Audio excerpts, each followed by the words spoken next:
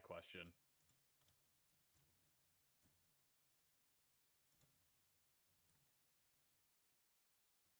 Well, nobody probably heard anything we fucking said. The Ghostfire Media Network crew.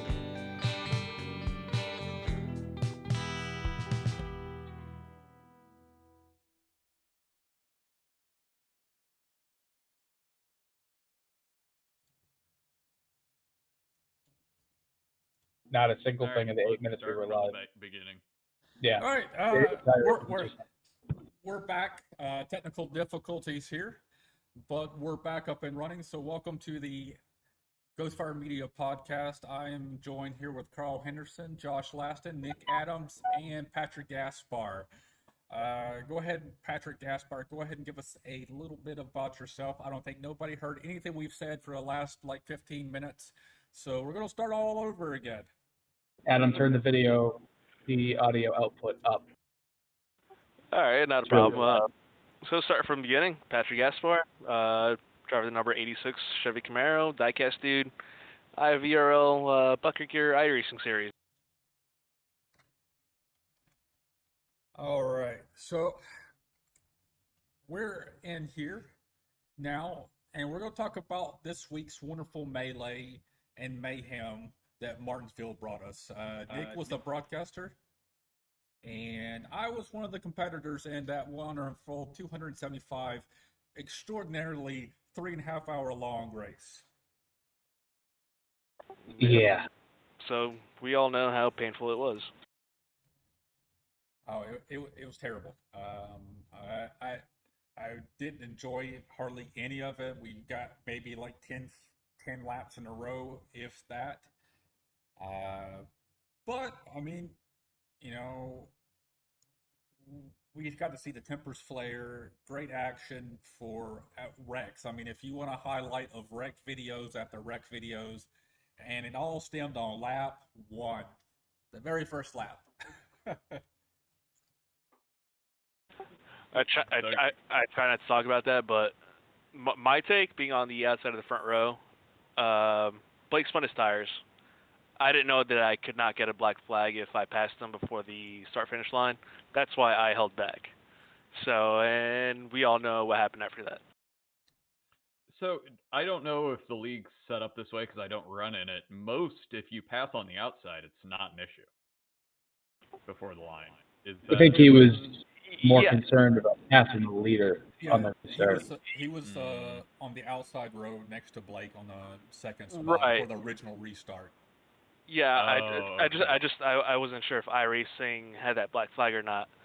So once I saw him spin his tires, I laid back because I didn't want to get a black flag and start the race that way. But had I known that I would not get a black flag, who knows how the race would have turned out after that. There are some leagues, and I'm going to guess luck, most of you guys being able to agree, there are some leagues that if the leaders stack it up, the guys behind them don't have the reaction time when the leaders go anyway on the original start, then it wouldn't be an issue. But in the IVRL, you guys are so quick to get going that as soon as that green flag drops, you guys are all on it. That the reaction time is all over instant. each other. Yeah. Like, in TNT, if that was to happen, the back half of the field might be fine because they don't have the reaction time of the guys in the IVRL league. But you guys... That also says a lot about this league. Again, it's a great league to watch when we can get green flag runs. That's what threw me off when he didn't get going. I mean, usually we get going pretty well, and when I saw that, I was like, holy crap, I need to lay back because I'm going to get a black flag.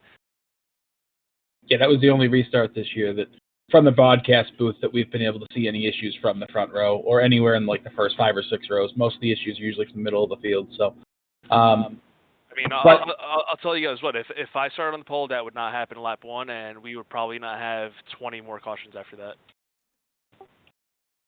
Yeah, it was terrible. You guys spun. I was in the 5th row on the outside. I had nowhere to go. I was hard on the gas and then hard on the brakes and just got collected. And I collected somebody in front of me, and all the people. By the end of it, I was looking the opposite way on the front straightaway. And yeah, it was a horrible time. I think I had like 3 minutes worth of damage I had to go in there for, and and I had to do it battle it because you don't have that much time on Martinsville before you go a lap down. You get like 30 to 40 seconds at the most if you were at the very front of the pack and pit before the next one. But if you're at the back, strung out because people wouldn't catch up in time, it took you forever and try to get your damage fixed. Well, it also didn't help that we actually have one person survive that incident and be able to get up to the pace car immediately. It probably would have been beneficial for everyone had literally everyone been collected in that process, but at the same time, with no fast repairs, that's just a shit hand to be dealt from the beginning. It didn't really need much of fast repairs because I had 6 minutes worth of damage, and I mean, you know, you guys saw how well I did the first half of the race up until got collecting like 3 more wrecks at the end. Yeah, no, Martinsville is one of those tracks where you can survive with damage as long as you don't knock the radio out or do some motor problems. So I actually wanted to ask you about that. The amount of cautions we saw on Tuesday night is definitely not the IVRL norm. We went to Phoenix, which is a short track, 3 weeks ago, and we didn't have nearly half that many cautions, and Phoenix was a slick and slippery track where out of turn 2 everybody was getting sideways. So what do you think it was a combination of? Do you think it was just the way the track is, or the way the setup is for Martinsville, or just maybe everybody being a little bit overzealous trying to get that first win? I think a lot of people were trying to be a little bit over anxious, trying to get to the front, try to get some stage points. They see a few of us running away in the points, and you got to be in the top 16 to make the playoffs. So I think everybody's starting to get a little bit impatient. It's still still early in the season, so I don't know why everybody's trying to force everything. But I think Joe Causey has a little bit to do with it. I mean, he's won 7 out of 9 races. So I don't know. I don't know if it's a little bit of impatience with everybody else, or I don't have an explanation for it. Well, I mean, Martinsville is a brake-heavy track. Everybody has their own brake pattern. Everybody has their own zone that they're going to hit the brakes at, and you got to be familiar with it and try to go with it. I mean, some people like to dive it deep. Some people like to be more conservative. I'm the more conservative because I don't want to have my rear end spinning around on me, locking the brakes up. I don't want to be that guy. I came very close to it. Luckily was able to hang on. I didn't think I was. I thought I was done for.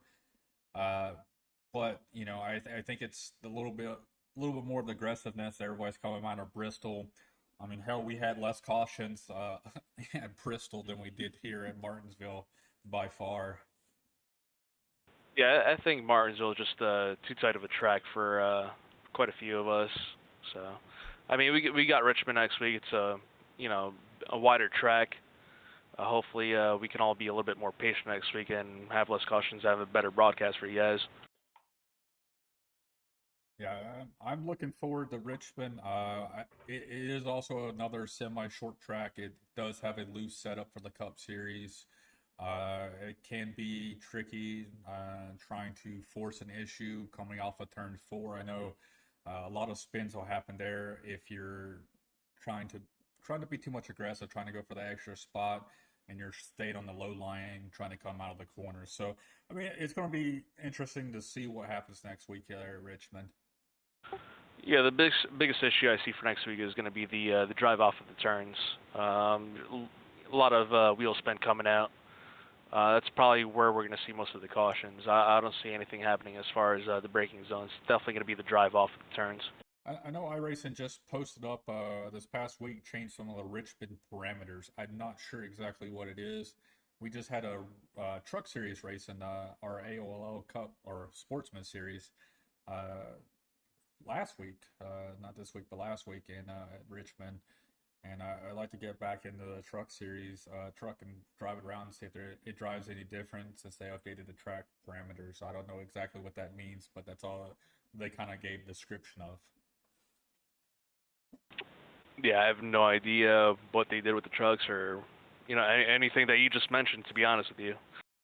So the biggest thing that I will say, and we actually have seen this in a few races, unfortunately you guys probably didn't get the opportunity to see it, but if you do have a track that would support multiple lines, it'll actually rubber in outside of what iRacing considers to be the standard line, and it actually helped significantly. We ran the trucks at Atlanta earlier this week, and you could actually make the high line work after people ran it long enough, and it was actually fantastic. That's what we need more of. We need more multiple lines. We need, guys trying different stuff, and just not a one groove track all the way around. It's not fair to a couple guys that are less experienced. Let them experiment. Going low, going high, going middle. I mean, that's really how you learn how to drive these tracks. Is what works best for you and your driving style. So Patrick, coming in. I'm not a standard driver at all, to where this has helped me significantly. There's nothing standard about you, Josh. I know.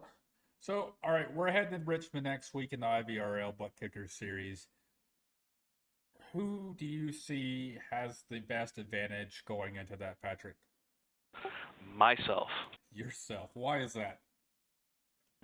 I don't know. Richmond's always been good to me. I won the truck race for the IVRL in the off season.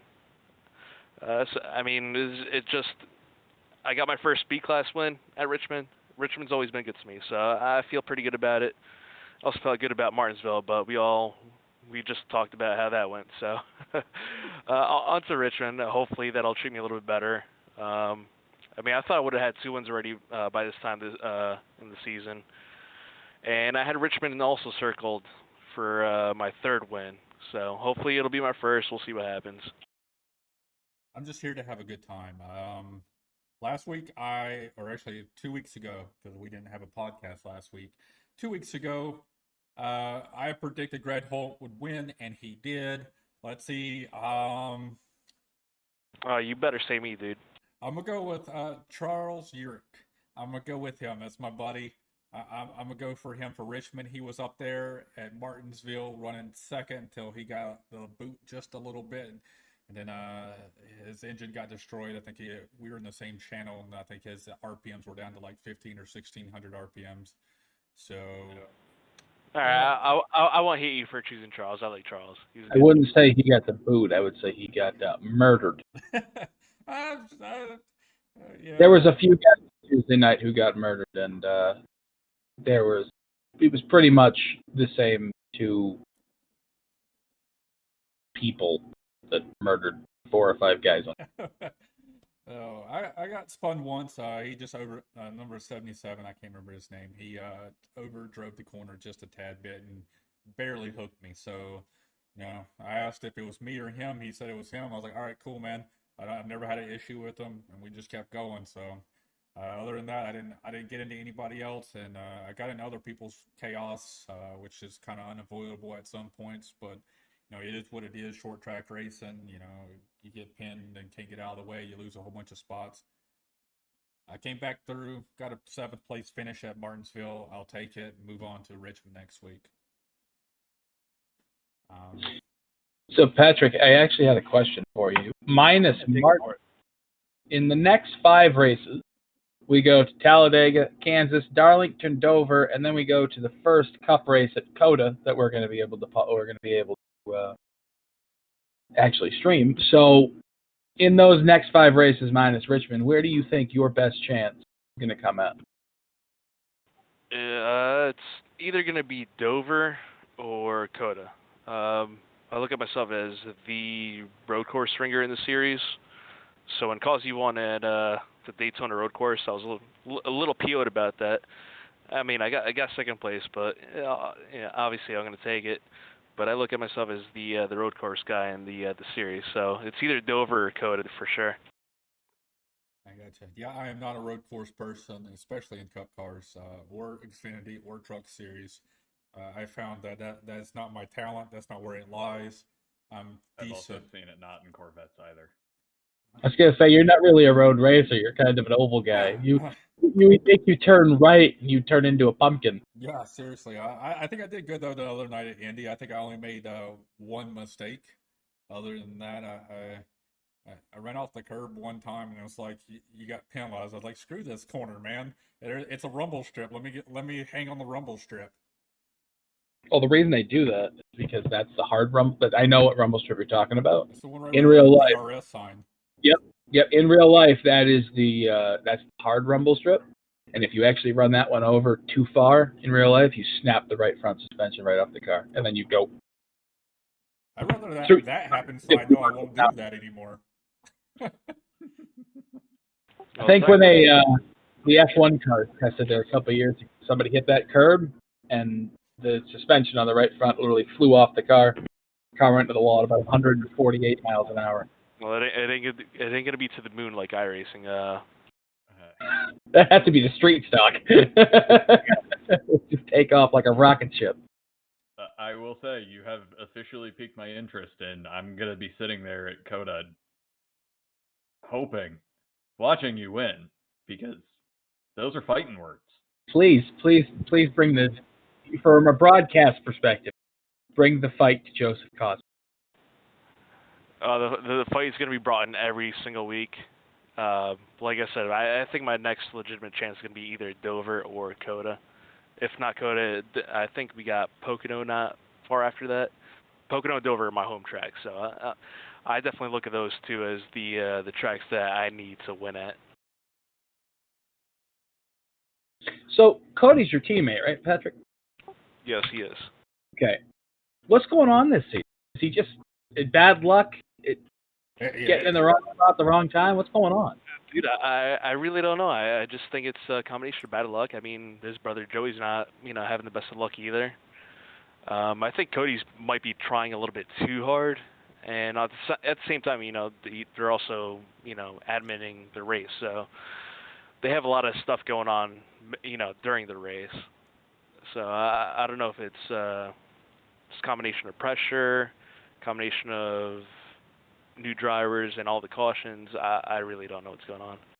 Because me and my cohort, Randy Pepper, every Tuesday, we normally say, this is the week that Cody's going to get great top 5, and this is the week that Joey's going to get into the top 10, and we're going to see the entire McKinney Racing team up there. And then about the end of stage 1, everybody's in the top 10, and the end of stage 2, somebody's in the wall. So it just seems like something just keeps happening, and it's usually not of any of you guys' cause.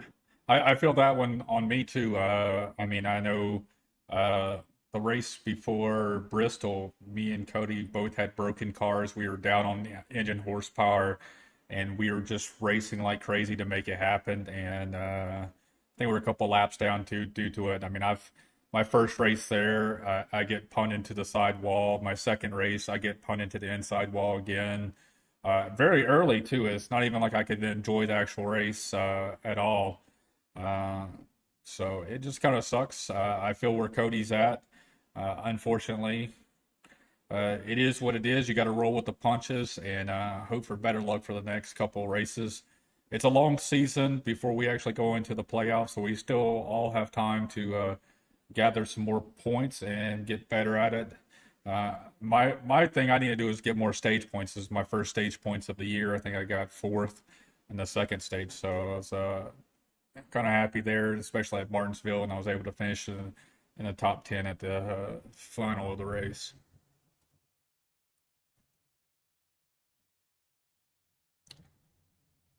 So, all right, we're going to go ahead and have a transition here. We appreciate you, Patrick Gaspar, for coming out tonight, man. Appreciate you guys having me. Anytime you guys need me, I'll be on.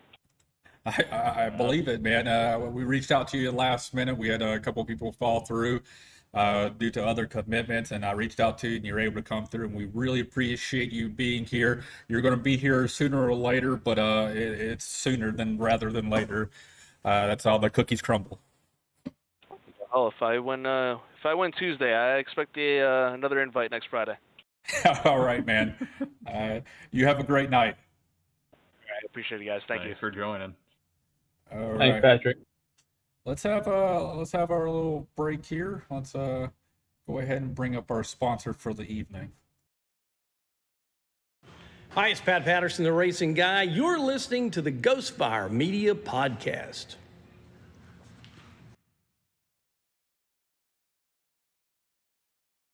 Hi, it's Pat Patterson, the Racing Guy. You're listening to the Ghostfire Media Podcast.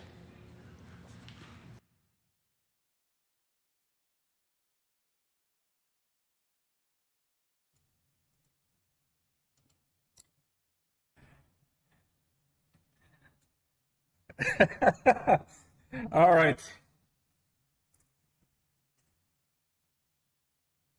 So,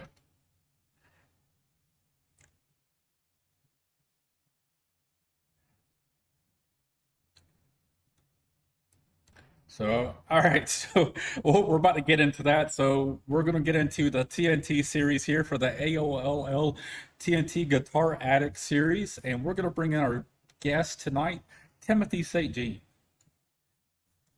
Hey, Tim, this is Adam, Carl, Josh, and Nick here in the wonderful podcast booth.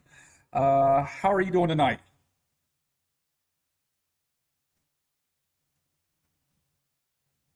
I got you, man. So we're brought you in. We're going to get your insights tonight. We're going to ask you wonderful questions about the first race of the TNT series last night at the new ARCA cars. So go ahead, before we start to get into that, we'll go ahead and try to introduce you. Tell us who you are, what number you drive for, your sponsors, and if you got any teammates out there.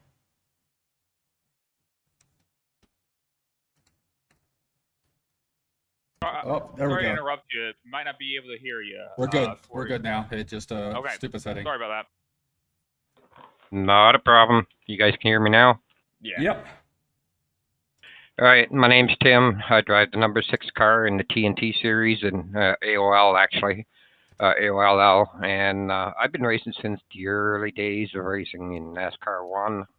I've raced in Hawaii 10 and a number of other leagues. A lot younger than I thought he was going to be, knowing Randy Pepper. I thought he was going to be like 95 years old. Not quite there yet, but I'm getting there. I gotcha. So how long have you been racing with the AOLL division here throughout the years? I probably started with them back in, let's see, that'd be probably 2010, 2008, somewhere in that range. I gotcha. Yeah, I mean, going through and trying to look through all the history that AOL has and all the previous drivers coming out of the woodworks here, it's great to see everybody else. I mean, I've heard nothing but great things from all the other drivers about you, Tim.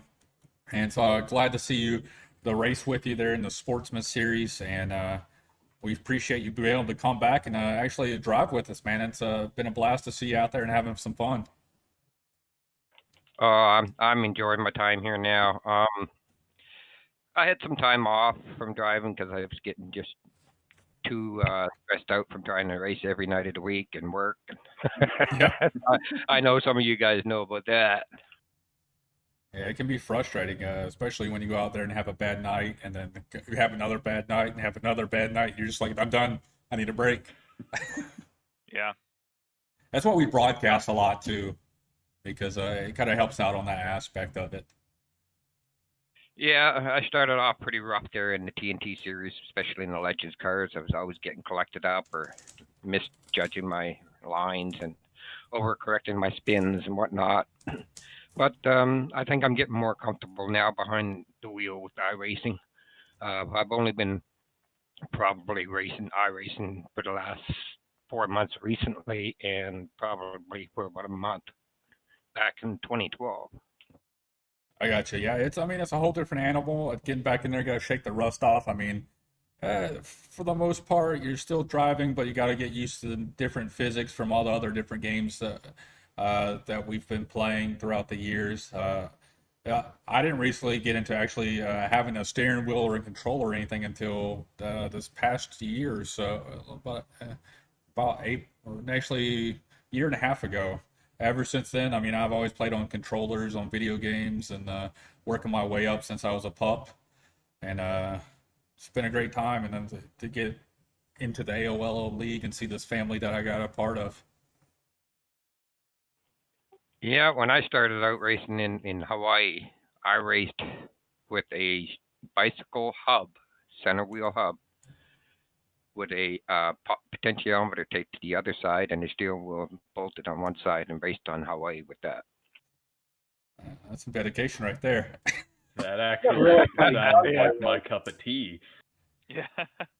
Normally in video games, I'm like the old guy in the group, but I am the young guy here. Yeah, you're just a young punk.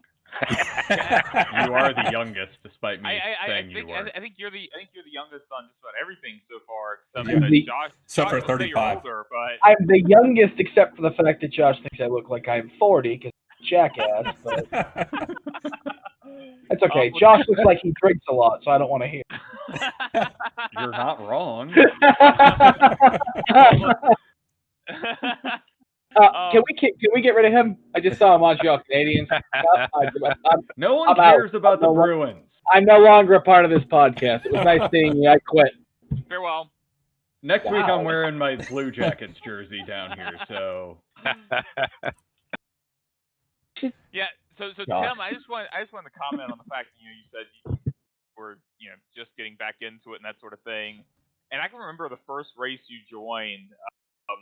You were like I like the first practice you were in. I was like, who the hell is this guy?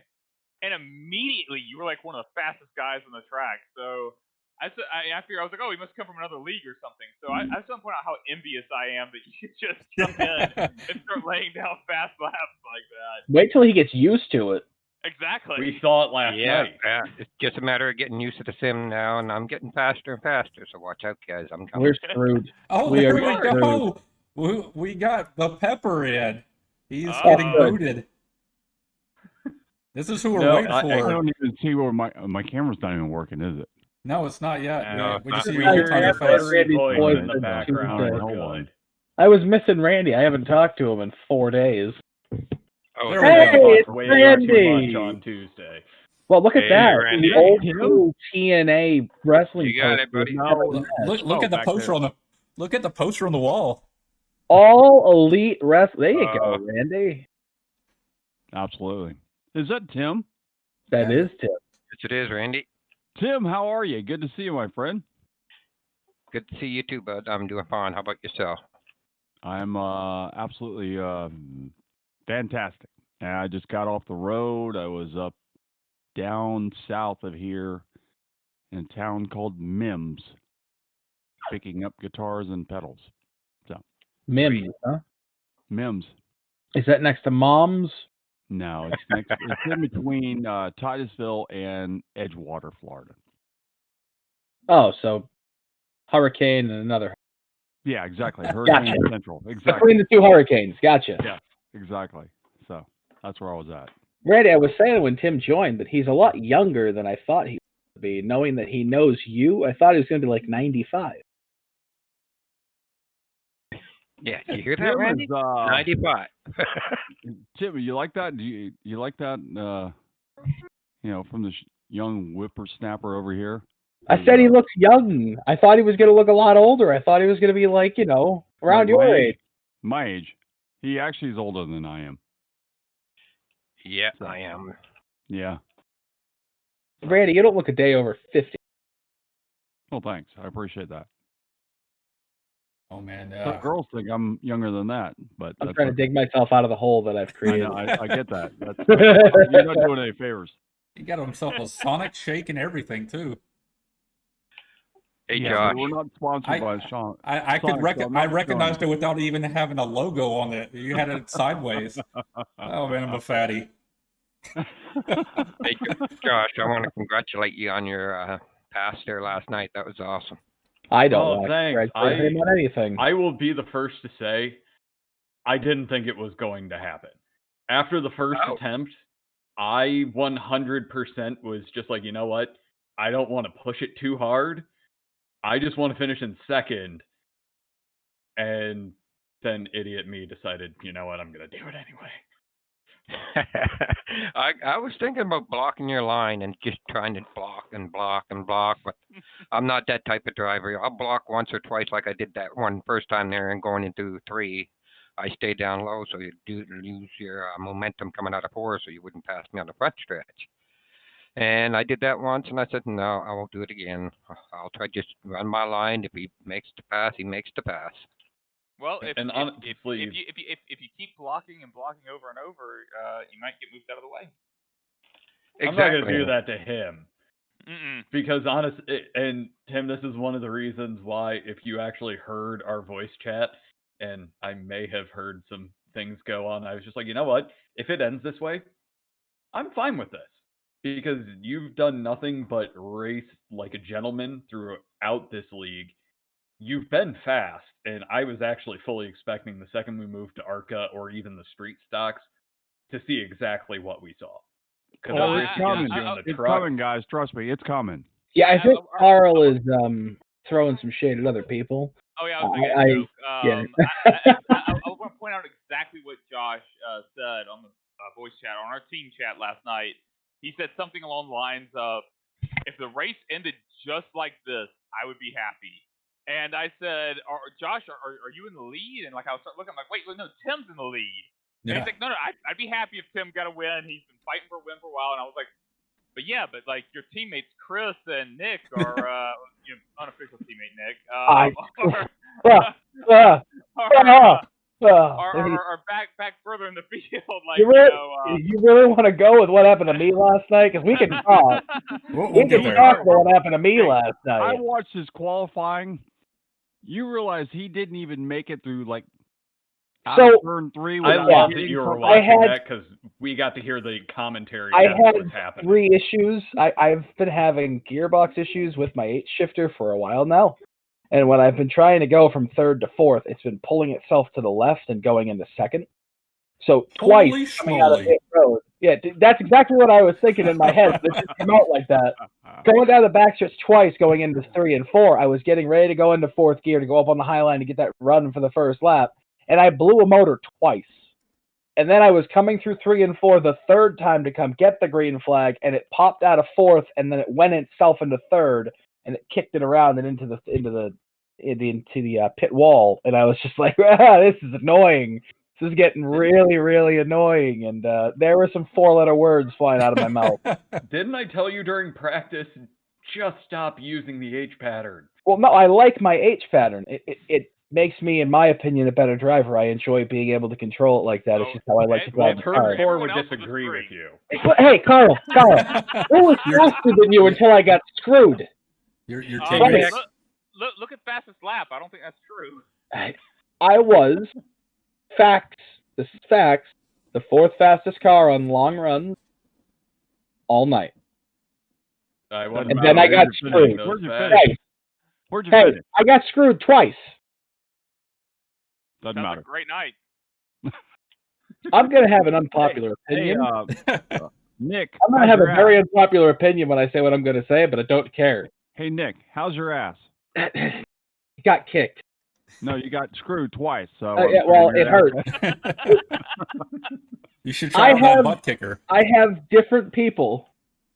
Like, I have people who agree with what I'm saying and people who disagree with what I'm saying. Carl is one of those people who disagrees with what I'm saying. But on that massive pileup with like lap 35 where the leader spun his tires and then we destroyed the whole field. That's good times. I think managed to avoid that. Shut up, Josh. You only avoided it because I flew out of the way and almost. I think I took out Tim. All right. So what do you think? Tim had a crumpled beer can looking car. I think the leader was trying to play a game. I don't think that. I watched 10 the miles an hour replay. coming out of the That corner. Was a complete screw. He was trying to shift to first. If he was trying to shift to first, that was fine. But yeah, I think he was trying to play the game anyway of dropping the field back and then going like most people do, that take the lead and go on Sunday nights. He's trying to play that game, and he hit the brakes, shifted down, and then he got on it and spun the tires. And at that point, me and Chris had already decided, okay, he's going, so we're going to go. And then Chris had to slam on the brakes to not go, and I wasn't going to, I had no chance to get off the brake, so I hit Chris, and he was going to spin, and then John came up the track, and then I just... No, I mean, John maybe can clarify in chat, but I legit don't think he was playing any sort of game. Yeah, I think no, it was an he wasn't. accidental shift, and yeah. Yeah, he wasn't playing games. It's he. I think the nerves might have got him. Equipment and stuff like that. So he had some stuff going on. Nerves are trying to keep that lead. I've done the same thing before, and I did the same thing Wednesday night. So I mean, I get it. I mean, now I just look at it as a racing incident, but then I was a lot more angry when it happened right then and there. I'm surprised to make it through there. There was some really, I was there gonna was some say, really bad that's what I was four-letter talking words. about. Both me and Tim made it through that perfectly fine, and we saw where that ended up. Yeah, we didn't mind that, did we, Josh? Nope. Yeah, I was I prepared. was really glad that Adam and Randy didn't decide to pull me in the booth to ask me what happened at that moment. Oh no, we're not that dumb. There was nothing good coming out of my mouth. He thought about it, then he changed his mind. There was Adam trash. he had his finger on the button going, no, maybe not. Randy, you know I would do that on Tuesday night. When Adam gets involved in a wreck, I immediately pull him in. Adam, what happened? Yeah, But Adam's also a Adam's lot a more different breed than you are. Adam has a filter. Adam is a little think bit just a more, little bit. a little more calm and relaxed and everything. You're like either 1 or 10, and that's it. You have no middle ground at all. It's my age. He Yes, hits, it is. he hits 4 as he goes there. It's the age or the Boston. I don't know which one. You know what? A little bit of both. iRacing for years is I want iRacing to give me the feature of being able to push a button and it flips the guy off behind me. I just want that. That's all I want. Is when somebody pisses me off, I can push a button and it says, "This guy flipped you off." You know, you can change the words in I know. I'm going to create one of those. Me and Tim have been racing a long time, and we've always run as class acts. We give respect to each other. That's what the league was actually brought up to do. Give respect to each other. And Tim's been doing this long as I have, so you need to learn that. Hey, I have that. I have a lot of not to use it. No, I have a lot of give and take and a lot of respect for the guys who give us respect back on the track. There are some guys, like if Tim got into me tomorrow, like next week, I would know he's not doing it on purpose. But if me and John got into it, I would know he didn't do it on purpose. There are some guys that if they got into me, I would know it's not on purpose, but it's because they overdrove and ran out of talent. Well, and then but what league are you in? You're in the TNT league. This is a beginner league. These guys, you guys last night running an ARCA car for the first time, and you have to remember you're in a car that, some of these guys, maybe they didn't practice like you guys for 3 hours. Maybe they practiced for 20 minutes. And they don't have the same talent as somebody else. They're trying to learn. So you have to give these people the time to learn. Maybe at the end of the season, these guys might be the best drivers in the world in these cars. But look at what happened with Anthony Scarillo. You're getting yeah, exactly. Great example, Anthony Scarillo. At the beginning of the thing, he was not so good, but at the I would end, say bad. Huh? I would say bad. I'd say bad. He's very bad.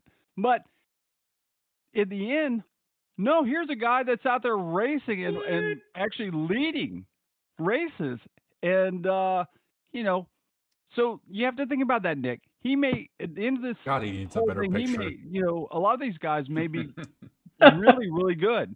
And what the hell is Larry doing here? I thought he was off in assignment doing stuff that he's Randy, a great state of Ohio. First off, Randy, your rant that you went on, this is like, I know that you missed most of the chat throughout the day, but this has literally been an argument all day long, and I have so much to say about that. It's not the rookies that are caught. It's not the guys who you'd think doing it. It's the guys who have been doing this for a long time that are causing those issues. Like, it's not even that. It's the fact that yes, it's a beginner series. You're going to make beginner rookie mistakes. But there is still, and I'm sorry, there's no excuse for running into the back of somebody during a caution. You're like, he went from okay. I'm literally in my car. Carl taking out his own teammate, making where that joke can finally die. Well, I mean, We're even. Carl who did it. So it was funny because I only saw Blake Z and what's the other new Endeavor driver? I forgot his name. Sean Carmody. Yeah, Sean Carmody. I saw those two get into it, and then I rewind the tape to see Carl take out Josh at the exact same time. It was two teammates taking out two teammates. All right, so it was hilarious. I've got to explain what happened there. So I was, we were coming around. See what happened was. And John Gordon, bless his heart, was telling us the entire time, like, hey, he does every race, good good for him to do. Hey, stay tight, everyone. All that, and so we're all staying tight. And I'm expecting the leader to say like, hey, pace cars in 3, pace cars. I never heard that. No one ever said anything, so I'm just kind of chilling out. And I'm getting ready to come pit, so I'm like adjusting my fuel settings, and then all of a sudden I see Sean and Blake. It was like the parting of the Red Sea. They both went like this. I'm like, and there's Josh in the middle. I was like, oh God, and there's nothing I could do. Nothing I could do. The radio traffic. The radio was fantastic. All you heard was, oh shit, oh shit. Oh, I'm so sorry. It was the greatest thing ever. It was the best moment I've ever heard inside closed circuit. And look, in that moment, even before Josh, because I've mentioned this before, but like back in the Winter IndyCar series, Josh wrecked me under caution one time. So I've been holding that over him like the entire time. The moment that happened, before Josh said anything, I'm like, I can't say that anymore. I've lost it. I can't pick on him about him wrecking me under caution. I've done it to him. We're done. Can I just say it's all gone full circle now? Yeah. I've wrecked Chris under caution. I've wrecked Carl under caution. Chris has wrecked me under caution. Josh wrecked Carl, and now Carl wrecked Josh. We've all now wrecked each other under caution. That's great teamwork. In the top 10 at Richmond as well. You could say that it's I flipped Carl at Richmond. You did. You could say that it's a closed circuit.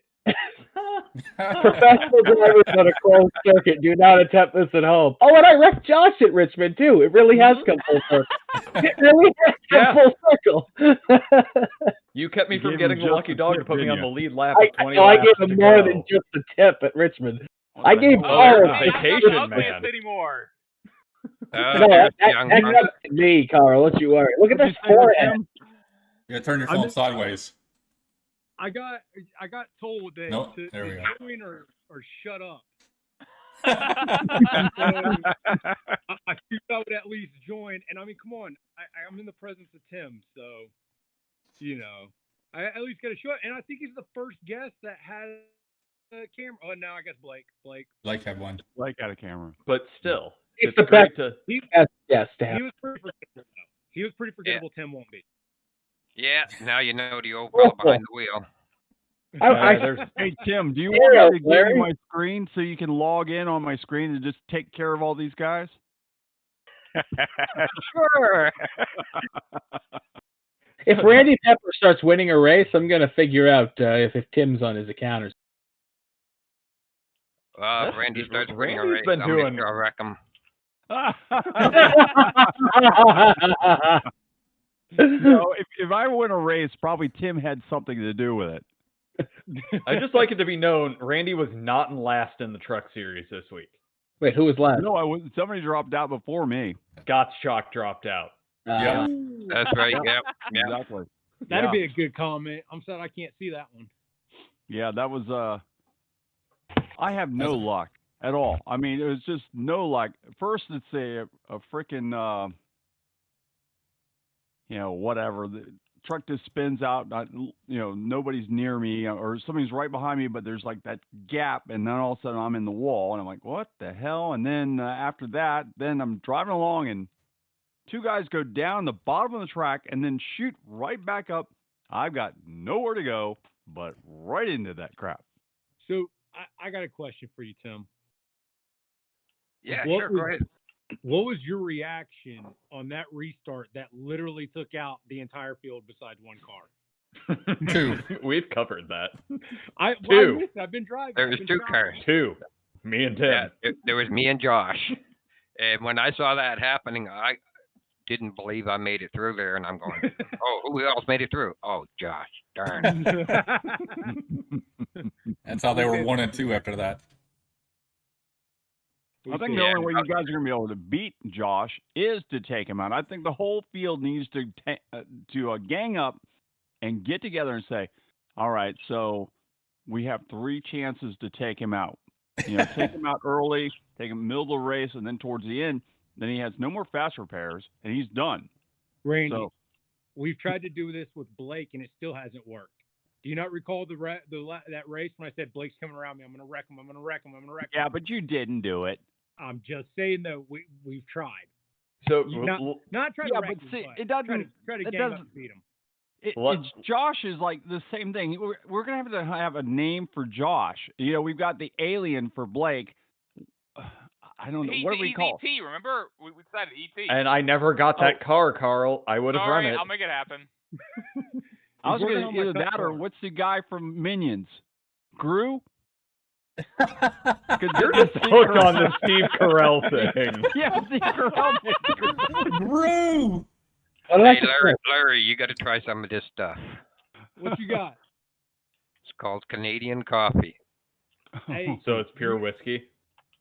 3/4 full of 151 proof and Bailey's. Ooh, hey, that's my kind of drink. Put some hair on your chest. The best part is I'm dry tonight. I'm completely dry. I don't drink around my parents, so I'm completely dry. What? Oh, well, then Larry's not going to be any fun. Nah. Tim, you should just guys, know we should go live. every other podcast, he's put down pretty much an entire bottle of vodka. Also, Can we talk about this? I have to call out. I have to call out Larry Patrick. So Larry Patrick, for those of you who don't know, is now a member of Closed Circuit Racing. So Ghostfire Media also fields a team called Ghostfire Motorsports that I am the sole member of that you would think Larry Patrick would have wanted to be a part of. But instead, Larry Patrick said, no, I'm going to go with Closed Circuit because I don't care about you. I feel personally attacked. We run GFM on our vehicles too, because guess what? We're all members. I feel personally attacked by Larry Turncoat Patrick. Oh, and then there's Chris Oliver, so we can all say. I'm just saying that I had offers, and I went with my gut, which I am now second guessing thanks to Carl. Well, your gut should have told you to go with Ghostfire because you are part of Ghostfire, but you know. Hey, you won't win a team championship with Nick as your teammate. Hey, Josh, who won last night? I did. One of my pseudo teammates, didn't he? Pseudo. Because I took out all your competition. I just want to point out the only reason you're a pseudo teammate, you just kind of like showed up in our voice chat. We can't kick you out because you can put yourself back in. I mean, you could kick me out. I just wouldn't come back. Just get kicked myself out of the podcast. He's like now. the little kid that likes to hang out with the old guys. Clearly, I'm not welcome. I'm just gonna. So let's kind of try to circle back to the evening. Oh, there's look at that. Chris Oliver legs. Where are the legs, man? My God, I'm gonna go blind. The legs are brighter than the wall. Hey, I'm a little white. Let me spend some more time outside. My God. I heard you had a little head, so we were trying to see what's going on here. A little head? Compared to One Carl. in the shorts or the one on top? like a toddler with that head. That's Pop Carl about that one. I didn't know if that was a shirt or if that was his chest. So yeah, I mean the chest is close to it, so.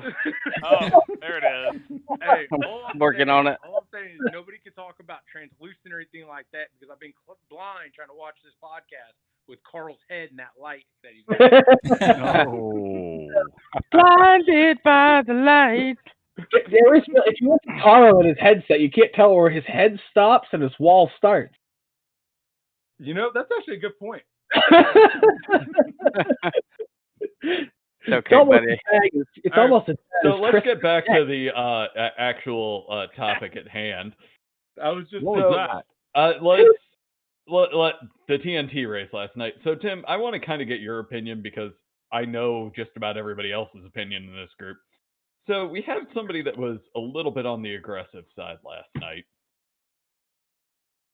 Yes, they were a little over aggressive, trying to get to the front as soon as possible. I find that to my wife. like that can cause problems with, especially in a TNT league, okay, where there's a bunch of newbies and rookies and novice drivers who aren't quite comfortable yet. So when you get somebody who's driving aggressive, can cause a lot of problems.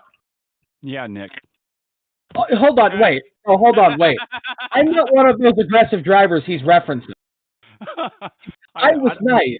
I sit behind people and I don't push them. When you go into a corner and you just, throw the car in the corner and it's not going to stick and you put my teammate in the wall, that's being over aggressive and not, driving beyond your means.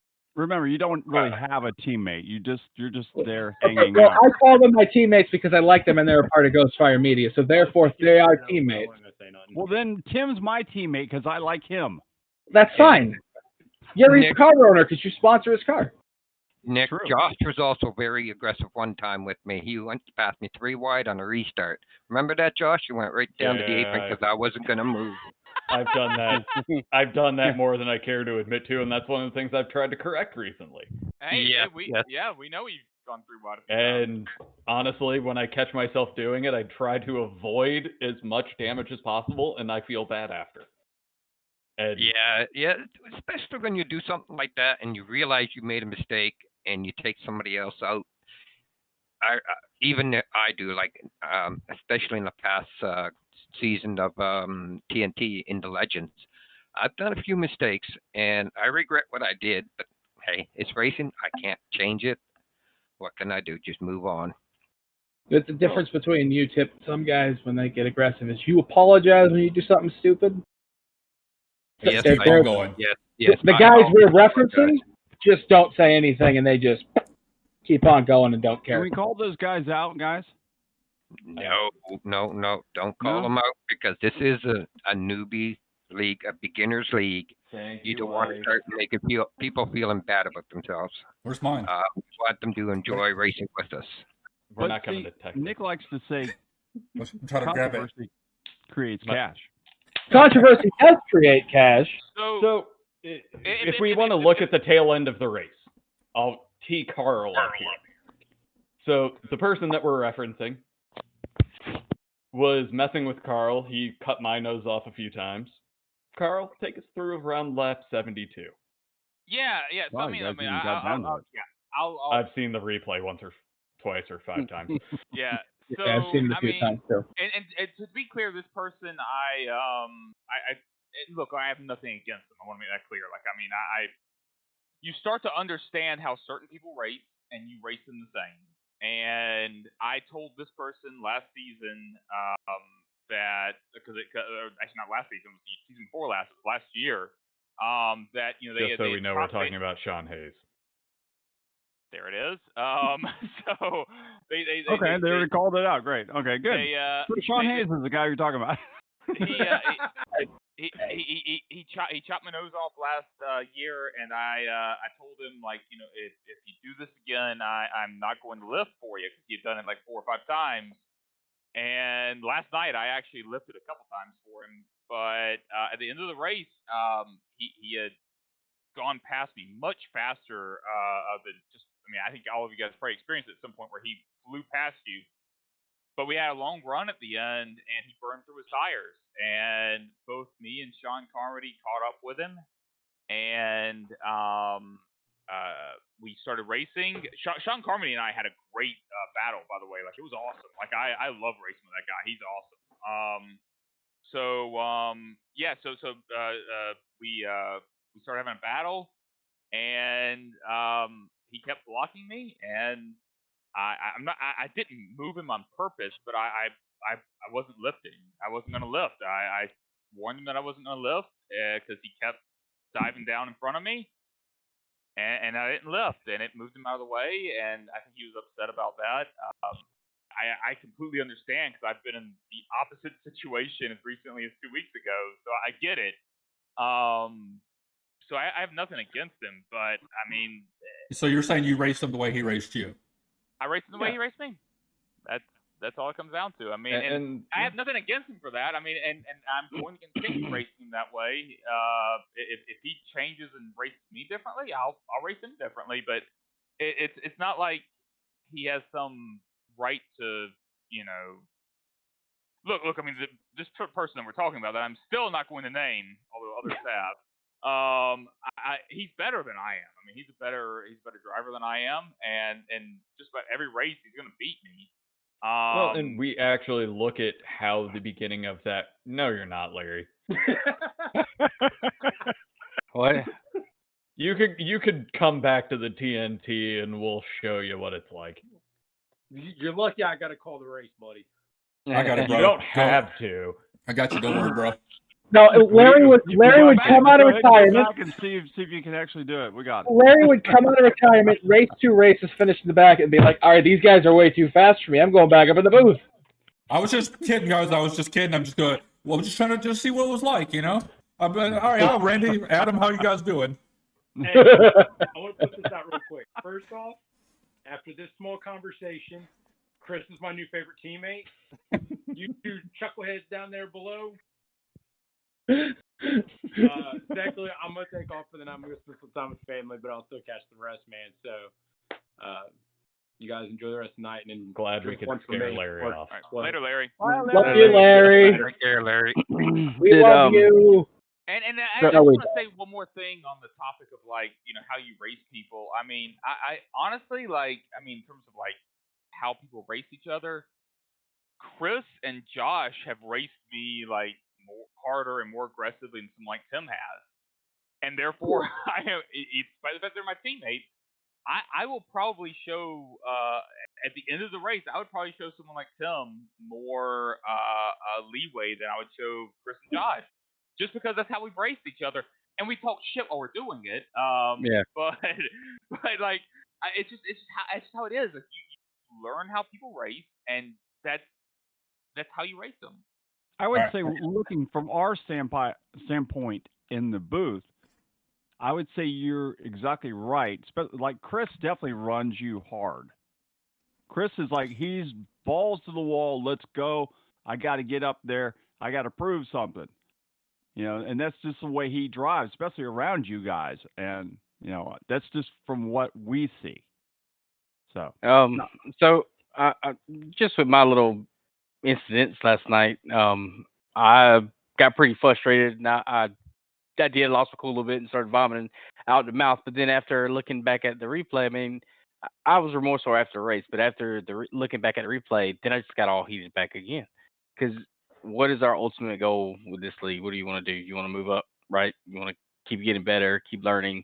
Hell, since we started last April, I can't tell you how much I've learned just from not even the technical side, but actual learning, actually car control and driving with 2 feet. So, but I mean, I think what's frustrating to all of us is the fact that we can get these long, good runs in, and that's really showing that a long run shows how good you really are, because you ain't got good tires for a long time.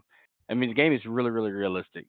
Yeah, I feel you, Chris. Look at me in the first season with TNT in Legends. I was wrecking out. I was over aggressive. I was, trying to be too careful, and it just seemed like every week I wreck out. Right. Very, very, very frustrating. Yeah, our races are not 200 laps. They're not 250 laps. They're quick heat races.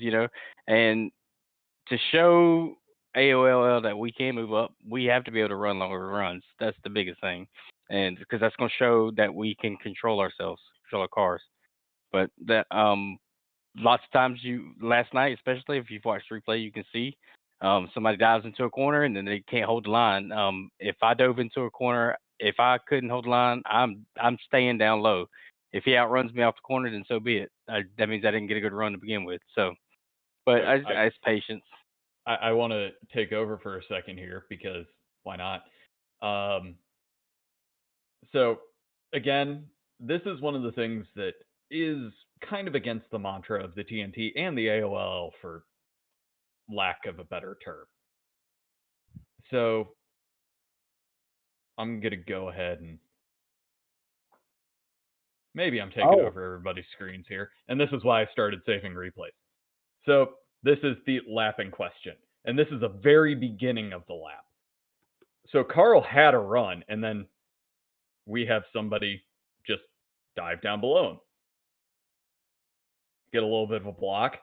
Goes very low, which, I mean, that's a relatively good move. But preceding this, first off, going up that high that early is kind of a thing. But yeah, Carl just gives him a little bit of a nudge. If you watch some of the prior laps, he's doing a lot of the same. And just a bump and run. But but that is technically against the AOLO code, which is Josh. Do you have what happened to me last? I do not want to go through and find the 6 things that It's happened lap to you. 60 coming across the line. I don't want to go that deep. All right. We need to that move was on. just really the one that I wanted to bring up. I want to reiterate, I have nothing against the guy. Whoever it may be. No problem. Whoever it may be. Yeah. Whoever it may be. And I have Josh, nothing. I have nothing Joe Dinsmore just clarified that move is only against the rules to win. Okay. So if you want to dump somebody for second, you can. That's what I'm getting from. No, I think I'm gonna maybe make it 100% clear. In the same scenario, if that person and I are running first and second, I'm gonna do it to him again. And if that gets the penalized or whatever, I'm going to do it to him again because he would do it to me. And there's very few people that I would do. 95% of the people on AOL are not going to do that, so I am going to do my best to not do it to them. I will profusely apologize if I do anything that's going to cause them any sort of issues. And you look at the tail end of the race last night. I was not going to do that to Tim because he has been nothing but a gentleman to me. Right. Yep. And that's why there were a few places that I could have pulled moves like that, and it's one of the things that I tried to get out of my repertoire, and I have, but I'm not going to move him. There are at least 3 races, two or three races last season that if Tim had driven like some people in our league do, again, I'm not saying anything wrong or right. If he had driven like them, he would have won those races.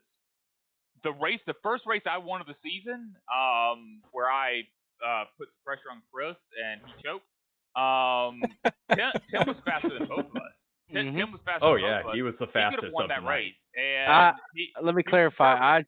I choked because y'all were faster than me, and the whole race I had been entering high and letting the car roll, and then I entered low and lost it. So you're right, I did choke. I learned my lesson. Yeah. But sorry, finish your statement there. But I'm just saying, if you're gonna drive like that, just be open with it. And that's kind of going back to the point I made a couple weeks ago. If that's just the way you are, just the way you are. I'll let the admins handle penalties and stuff. But I'm gonna race you how they race me. So where are we at next week? This is a good time to. We're at Richmond next week. All right. So I will take my pick. We're gonna go around the horn. I'll stop on top row. I'll go first. I'm gonna have to pick Tim. Tim showed he's got the car to beat. He's got the long run speed. Josh just was able to get by him, but I think Tim's gonna do it. That's gonna be my pick. We'll go next with good old Hot Carl. All right. So after all of this, I have to say this. If Larry comes back. Sean Hayes was incredible at Richmond in street stocks last year. I'm pretty sure he won that race. So I would pick Sean Hayes. If Sean Hayes is not racing, I try not to pick teammates. I'm going Chris Oliver. Oh, all thanks, right. Man. On that note, what's Chris going to pick? Well, I think it's going to be a big surprise. Hopefully, we learned a lot from the first race. Where give yourself some room. Let's get some runs going, and let's run each other down and show what we can do. I'm going to pick Tom. You're going to laugh at me. I'm going to pick Tom Stevens.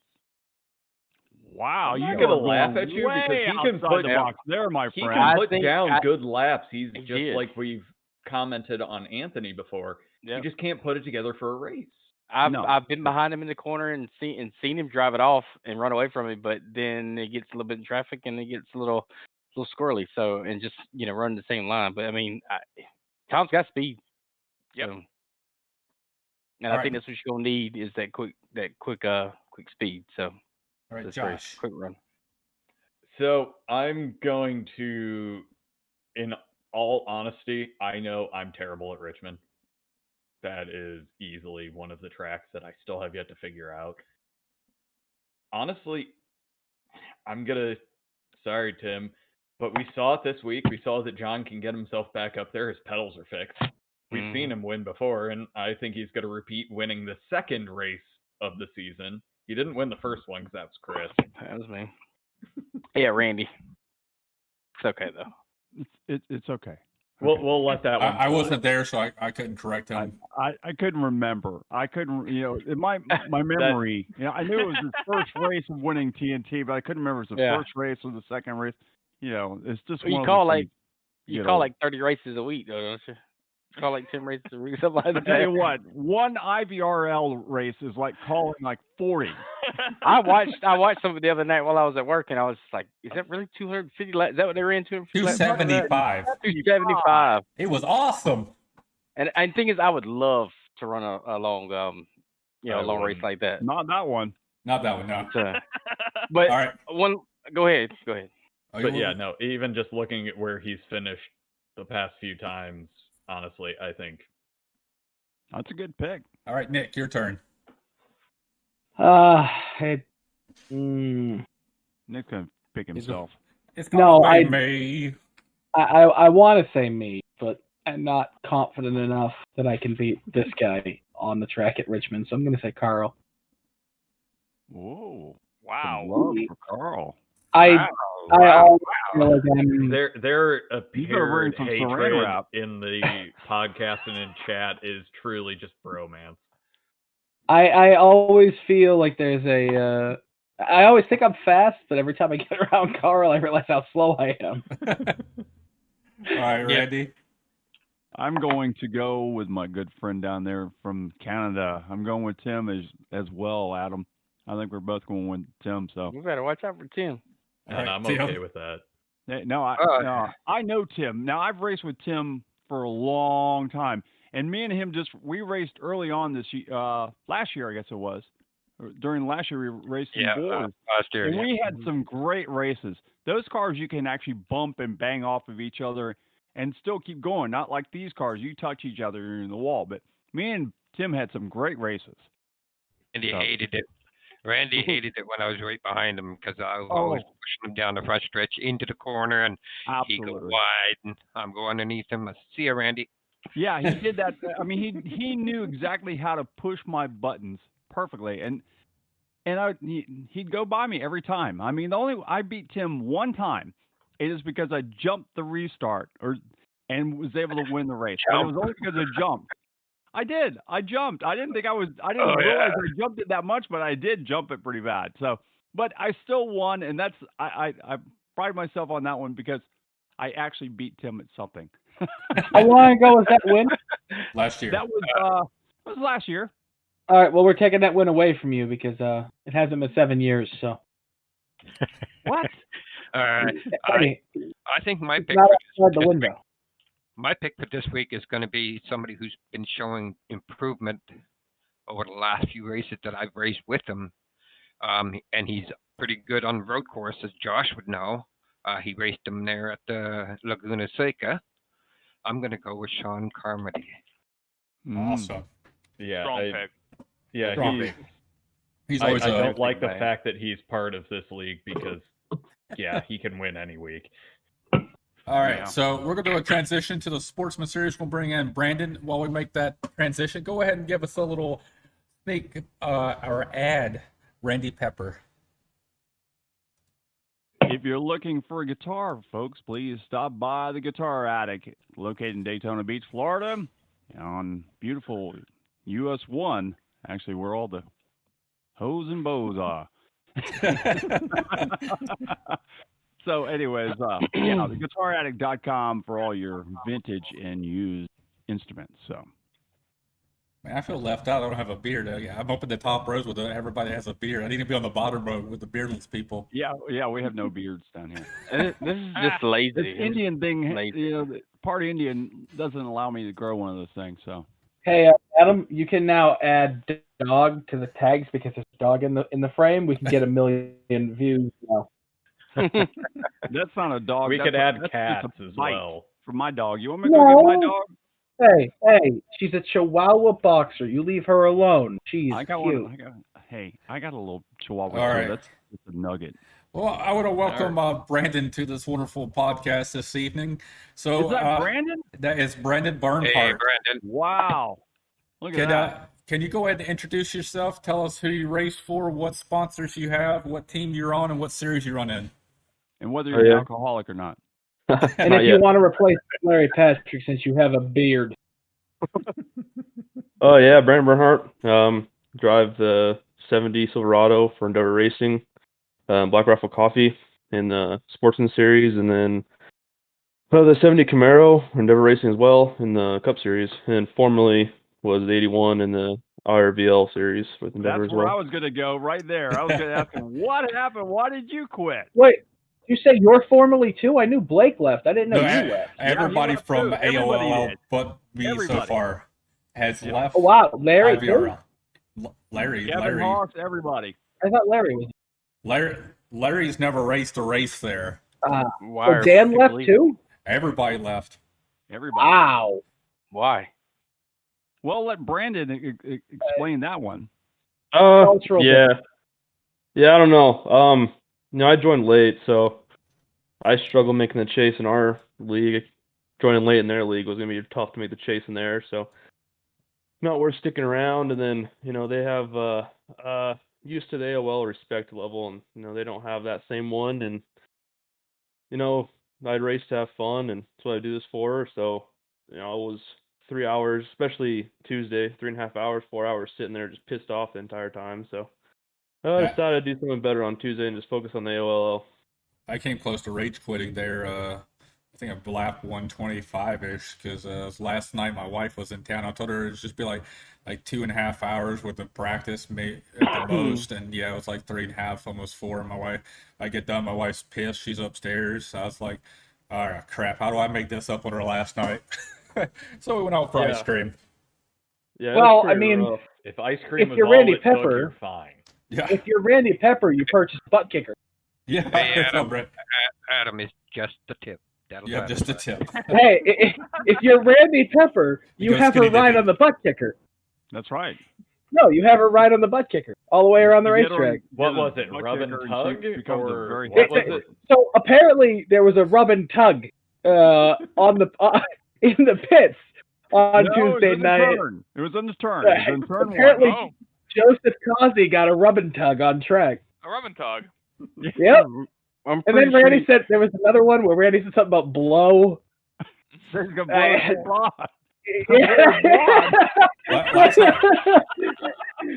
you say?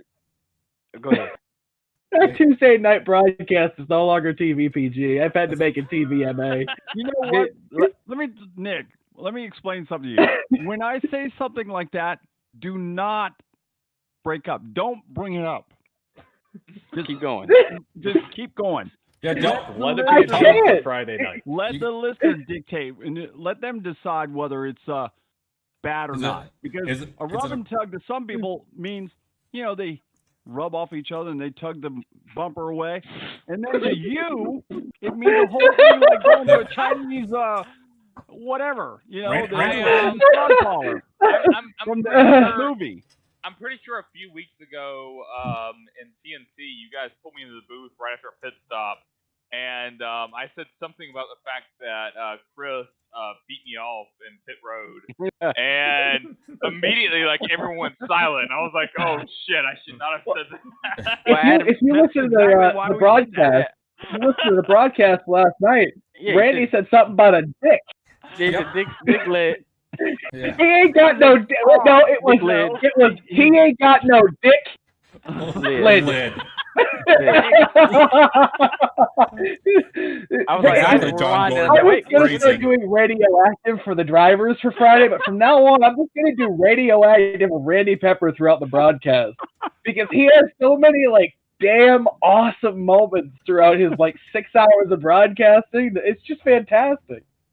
Why Randy does not have a full-time job with Howard Stern shocks me. Him and Howard would blow Sirius XM up. Well, he doesn't know me, so that's not going to happen. I'm glad you threw the up at the end of that. No, you know what? You know what? Him and Howard would blow Sirius XM. I No, feel you'd like have to it's the go. other way around with him and Howard. With him and Howard. Him and Howard would blow Sirius XM up. Yeah, blow him up.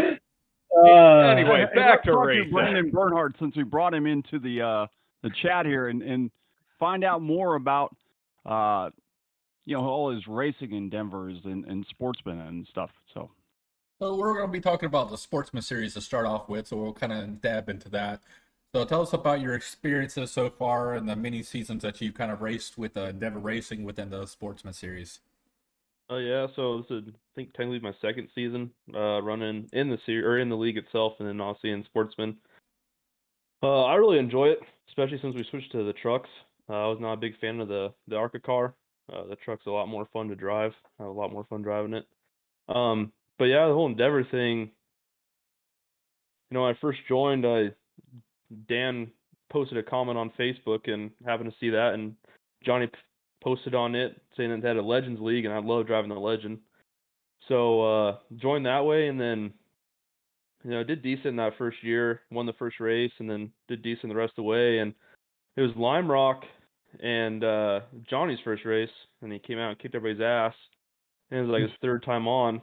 So I was like, oh, these Endeavor guys know what the fuck they're doing. So Johnny that day said that they were raising the team limit to 5. So I was like, oh, I sent Blake a message, and thankfully he accepted, because that team's helped me out a lot. Wait, there's a number limit for the teams? There was. We've blown it. It's just, at least my team has. Yeah, first response team is a little over that limit. My team has blown it. Yes. Nobody's blowing me, I tell you that. Well, oh God. Ay. Randy, you kill me. Can we do a special podcast in a couple of weeks when we have some off weeks? Just Randy Pepper for 3 hours babbling on. I mean, that was Tuesday. Yeah, it's Tuesday. Well, I mean, this past Tuesday, it was Randy Pepper babbling on for 2 hours. That's 10 times more exciting than the race was listening to that. My last phrasing here is Josh is over here playing with this pussy cat. Yep. And now he's actually getting slightly sexual with the fleece blanket, and it's awkward. That sponsorship we wanted to get? I don't think we're going to get that anymore. Wait, it's no, called phrasing. I think let's see, we can get Adam and Eve. They can sponsor us. Adam? I was going to say we could probably find KY. We could, I mean, we could have... I was going to say, the opening to our podcast could just be the Pornhub sound now. Just welcome to Ghostfire Media, everybody. Sponsored by Pornhub. We just all got to do the podcast from now on with our mics on a couch. It has to be like an old kind of grimy couch. I'll be riding on top of my butt kicker. So everybody's got to have a white shirt on and a black couch. Yep. White shirt, black couch, and the weird camera angle on top. Yeah. Has anybody got a black light? I don't want to black light your office, Randy. No. No, not at all. That office would be very blue. So let's get ourselves back to Atlanta. So this week since everyone here except for Nick, who just decided to not show up, ran. I have a life. This was... Do you? Yeah. Unlike you, Josh, I don't race 5 nights a week.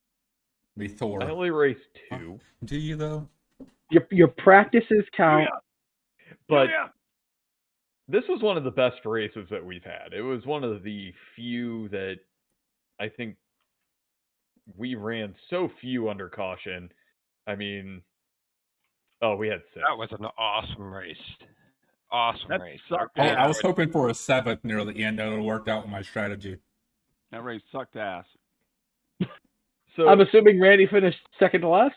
He did. Yes, exactly. And only because Gottschalk only showed up for 1 lap. My nemesis, I beat him. So what happened to you, went Randy? in front of me and took me out, and I was going to have me towed back to the pits, and it was going to be like 8 minutes of repairs. I said, well, I'm not going down 25 laps. Forget this. I'll go back and watch AEW wrestling. Yeah, Randy does like to go down. So, since we have couple laps, 2 people that were there as guests, only my wife. What are your guys' thoughts on how things were in Atlanta? I'll start with Brandon, our newest guest. Yeah, really, the new dynamic track is awesome. I always struggle getting the truck and the cup car to the bottom of the track, so being able to run the route side is awesome. The only issue with that is Atlanta. You touch that wall once and it ends you. So, our first run, I hit the wall and struggled there, and then finally fought my way back to the top 5, and on that last run, I hit the wall. So, just fought off into 11th, but the racing was awesome. I mean, it gets overlooked because the top 4 was such tight, but me and Johnny had a pretty good run to 11th there. You came up there, I think in the middle of the race, we were battling together for a while. I think I was 4th and you were 5th, and then I think Johnny was right behind you. I was like sandwiched between all the Endeavor car trucks there. Yeah, I was able to, I think it was Blake, then Johnny and you, me, and another Johnny up there, yeah. Yeah, it felt good running up to the front. Haven't done that for a little while. I've been struggling this year, so felt good. Felt good to see Adam on the lead lap. Yes, it was great until my strategy, I blew it 100%, and it was terrible, and I didn't finish on the lead lap. If you haven't noticed, if you look at Randy Pepper, he's currently that poor little blue thing's been penetrated. Oh, that's more than just a tip.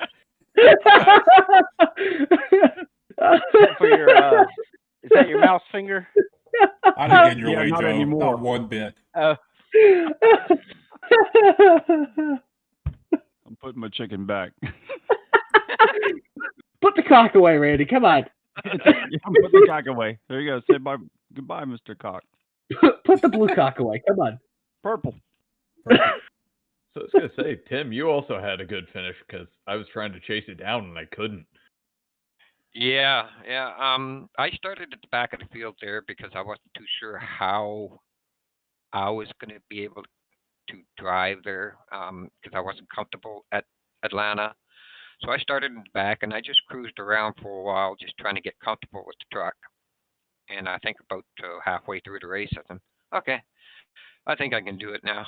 And I started driving through, and I caught up to you, and I think I passed you, Josh, and then you tried to stay up with me, and I'm there, oh, he's dropping back a bit. Oh, awesome. I said, but you know what I found at Atlanta, though, is the low line was so rough that you can hardly keep it down there. And I found the middle group to be better. I was running the very top line. I was running that very top. Actually, I ran with you, Tim, for a long time, and then we both passed Josh. Yeah, I remember that vividly because I just remember thinking, damn it, Randy's passing me. What the hell am I doing wrong? That's kind of sad.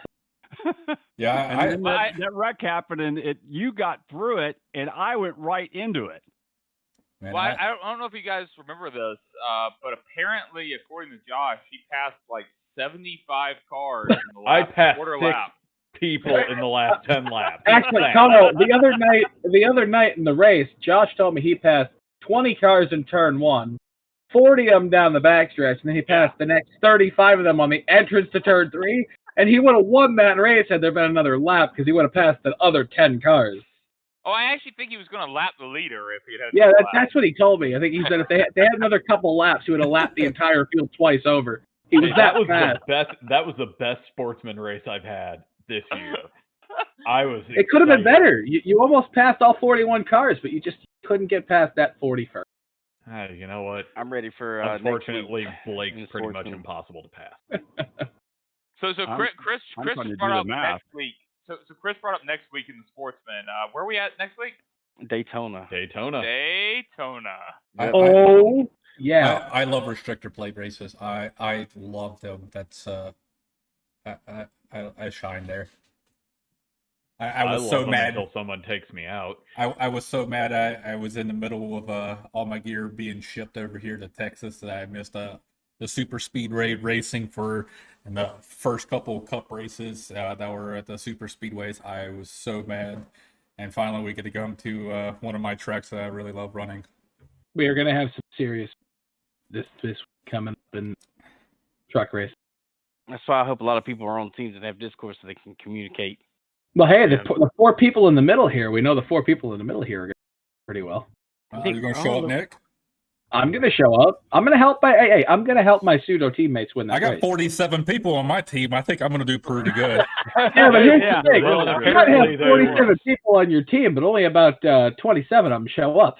Yeah, true. That's true. That's very true. Either that or they show up and they go, damn thing won't connect.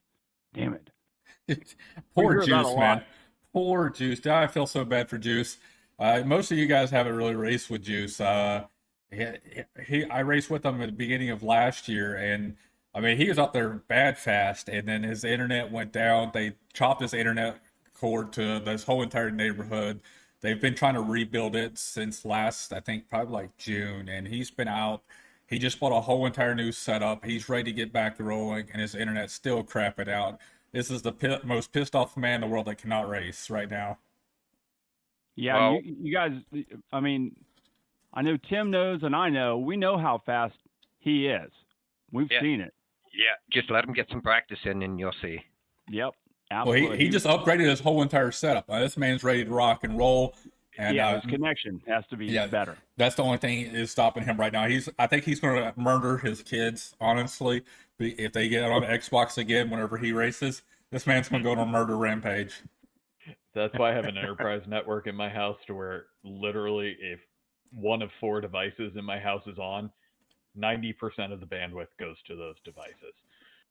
So what Josh is telling me is he pays $85 for his internet. No, it's not. Why the am I internet. cutting out? It's more the like $2,000 worth of networking gear that I have in my house. I'm the only one here, so I only have like 3 things connected to the internet here, so it's awesome.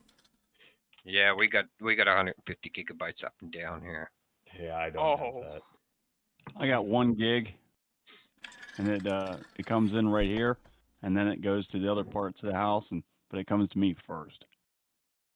As in gig, like as a Randy just gets just the tip of the internet. That's all he gets. Just the tip. Yeah. Just the tip. Yeah. He gets this much, and his wife gets this much. She gets whatever she wants. I'll tell you that. I'm not going there. This is a PG-13 podcast. It's not airing on the Playboy Network. It's on Facebook. We're on YouTube, I think, too. Yeah. How many laps is this race coming up? This probably race, 60. It's 165 laps. God, I wish it was. It's 60. That would be great. I'm messing with you, Chris. I'm messing with you. I would actually be down for 100% race. That would be awesome. I do. I have one. That is maybe practice for 20 minutes. Yeah. Go ahead, Brandon. That is one thing about the RVL that I really enjoyed, or IVRL, is the length of the races. Those things are awesome, especially with the stages. There's so much more strategy. Well, I felt the first 2 stages are almost compatible with a full fuel run, but that 3rd stage that is the equalizer. Yeah. The first race we ran in Atlanta was really big strategy-wise. There's multiple strategies that played out, and then you were a tire set down, so that was a new one for me and Blake to try to figure out how to make that work. I wish we could have a little bit longer races in the AOLL. I think you do a good job of neutralizing it with the fuel limitations, but it almost seems like the fuel almost lines up too perfectly with the tires. Yeah, so Nick, he plays good old NASCAR Heat, and he kind of will understand this comment. So, like NASCAR Heat, for its crappy of a sim it is, you can check off like the tire wear, so you can reduce the fuel and increase the tire wear. So 1, 2, 3, 4 times the tire wear.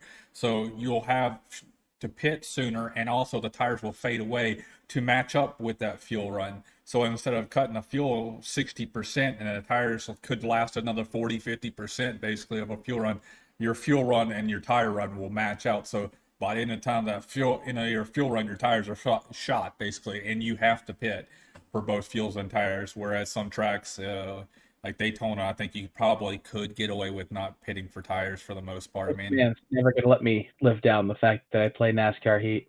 no, you still do after doing iRacing. See, I was there for like about a year Yeah. on NASCAR Heat, and I moved So up were to the me big and boys. Carl. Well, I'm actually retiring from that league at the end of the season to come do this full time on Sundays. So I'll be here broadcasting with you dummies next season. Doing this? Oh, so that's who's going to be broadcasting with Carl next season, and while Josh moves up. Yeah. If well, I had, According to I- Randy, I'm going up at the end of this season. That's what I'm saying. Next season, like for the TNT season, you're going to have to come in 3/4 of the thing. Hopefully, you can make the playoffs. What were you saying, Tim? In the Cup Series, the AOLL Cup Series, I would like to see at least a 2-hour race.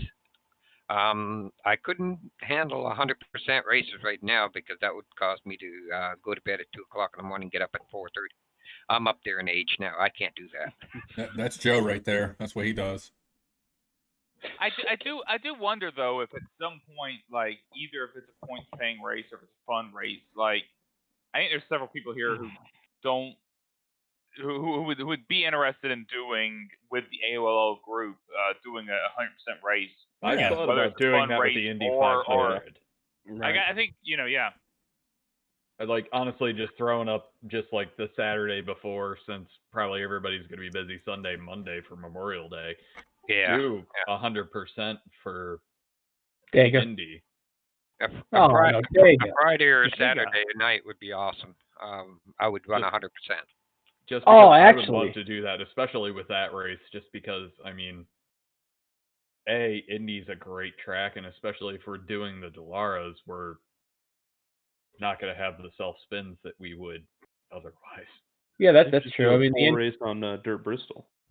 Honestly, I would love that. I would love that too. Yeah. I'm gonna pass on that.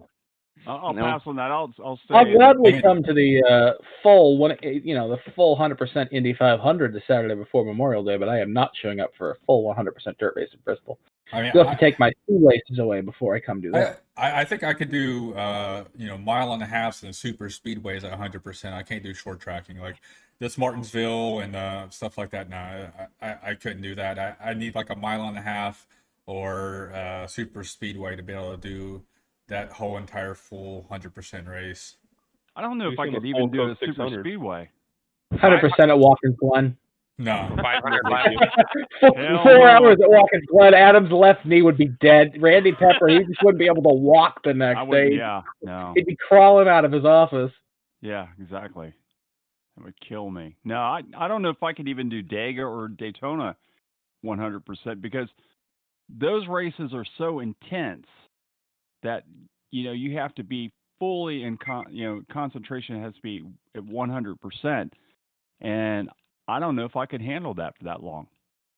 I mean, that's just me. That's the beauty of it. I mean, it's a long race. You can battle, but you got to have your patience. You got to pick and choose when you actually do battle. I feel that will be more lined up on a super speedway versus trying to take it 2-3 wide like we normally do. Because right now you got short pit windows of a couple, 15, 20 laps at the most there at the super speedway before you have to pit if there's no caution. So everybody's trying to make the best of it. So if you're doing that full 100%, you can't be an eager beaver until 3/4 the end of the race. You have to kind of sit back and kind of get into a groove. Yeah, but I don't know if that's going to work though. With some guys, it just. Oh yeah, I mean it's not for everybody. No, not at all. I mean, but for me, I like to see the long runs play out 100% fuel. So in a 100% race, so you can actually go out there and run a full field run. There's strategy, tire placements, not but it'll be a fun race at the same time. I'm not gonna limit the amount of tires that people can have. Tire sets. So you would run it at pretty much exactly like they would in the Cup, and just make it to where. So how many times would Blake lap me? How many Blake cautions would we have? Yeah, how many Blake cautions would we have? So if Blake's left arm got tired, then Brandon would spin out the first time, and then if his left arm gets tired again, then we'd have who else is in it? I don't even know. John would probably pull one, and yeah, we'd have John Gordon Johnny spin. would have one. John Gordon is called sitting that out at turn on 4 Wednesday. here, 25 laps away from the first caution. Hold on. You know what it is? We keep talking about extending races. That's why Endeavor keeps adding new team members, so there's more people to spin out, so Blake will get more caution. Yeah. They're getting our strategy now. There's 20 laps to go here. Blake needs to pit. Who's going to spin? Who hasn't spun yet? Oh, Brandon, you're in fourth, but you haven't spun yet. Can you go ahead and pound the wall, please? Brandon, so I want to pull up the comment from Put him John. in the wall. It's an it. Yeah. Brandon, you got Justin Anderson's coming around on the outside. He's coming fast. You want to just slide up there, put him in the wall? Oh, there you go. Look at that. He's slipping. Good job. You're getting a promotion next week. New paint scheme. Code words. Code words. It's getting a little hot in there, right? Brandon, you need to get a hot dog. Itchy. BIW. Hey, you're getting a little itchy, right? Yeah, your left arm? Yeah, I thought so. Oh, man, it would be a shame if it just came around, wouldn't it? You know what? No, That's what we're going to do. It's got to be a code words more of like, hey, man, you should go get yourself a hot dog. Oh, Brandon Bernhardt's to the wall hard in turn 4. Let's listen to his radio a lap and a half ago. Oh, sounds like he asked him for a hot dog. That's an interesting comment. Martinsville hot dogs are great. I've tried that before. There's one race where I need a caution. I was trying to get one of my teammates spin out, and they wouldn't do it. So, Yeah, they don't play along with me. I feel like your teammates are all a little too competitive to actually do that. Yeah. It's John, No, baby. Talking about teammates.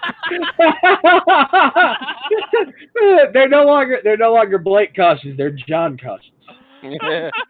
I got Now every time John Gordon spins out, every single time John Gordon spins out and assists Blake, I'm going to think in the back of my mind. Hold on, Nick. To add to your conspiracy, back to TNT, you think John spinning his tires was to help Sean and Blake G? The new team Oh my God! come through. It definitely took a closed circuit guy out.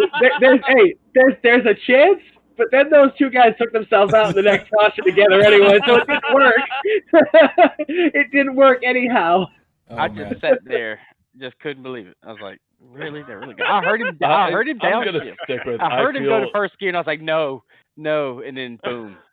Chris, you were here earlier. In that I've done it too many times, and yeah, that 100%. Like I feel for him there. So, Sorry, I want to try to get back on TNT. I love Chris, John. So you weren't here. Chris, you weren't here for it earlier, but the reenactment of Carl's radio was, oh shit, I'm so sorry, John. Yeah. Oh my God, I'm so sorry. And then Carolyn comments in the comments, he was very apologetic. Yeah. Oh yeah. John doesn't need help with the cautions. They seem to find him. He has some of the worst luck I've seen. He's always in stuff. Like he's fast and he gets in something. It's like, what the hell? I've been commenting in Facebook and everything. I'm waiting to see John back at the front, and I was actually excited to see him starting in first because I love seeing John up there because it's the same thing as what happened with Tim this week in the TNT. I know he's going to race clean. I know he's going to race hard, but at the end of the day, I'm not going to fight him because you know what? They wouldn't do the same thing to me. And honestly, like I love racing with these guys because you know what? They're good racers, and I know that if I pass them, it's a sense of achievement that honestly, like, you know what? If I did it, I feel like that's more of a crowning achievement than anything else. Yeah, John's awesome. The field's getting a lot better, though, because at one point in TNT this week, after pit stops, we had the top 5 was like Phil, Aaron, then there was... I think Tim, you were third or something, third or fourth, and then there was somebody else who's not normally in the top 10 who was in fourth, and then I believe Sean was in fifth. But like the top 5 guys was like, right there up towards the front. There. Oh, John was in fourth, and then John was able to take the lead, and then we had the caution that ended up being that caution afterwards. But like, I was that was awesome. It was awesome to see. I don't want to keep taking us back to TNT, but I just want to add what. Because I want to praise John a little bit more, because like going back to like last season, I can remember like going into it, like I was like, all right, we've got a few people here who are going to be the favorites for the championships. And me, Josh, Chris, a few others. And those few others moved up to Cup. And I was like, okay, so the three of us are going to win every race.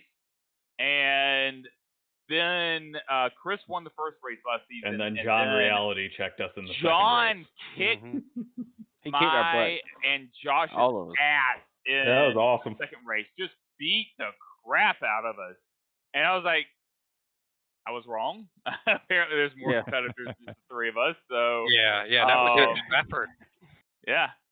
Yeah, once Sean gets his new pedals and stuff figured out, he's going to be up there again. Well, and that's why, like, again, I saw him up there this week and was just like, you know what?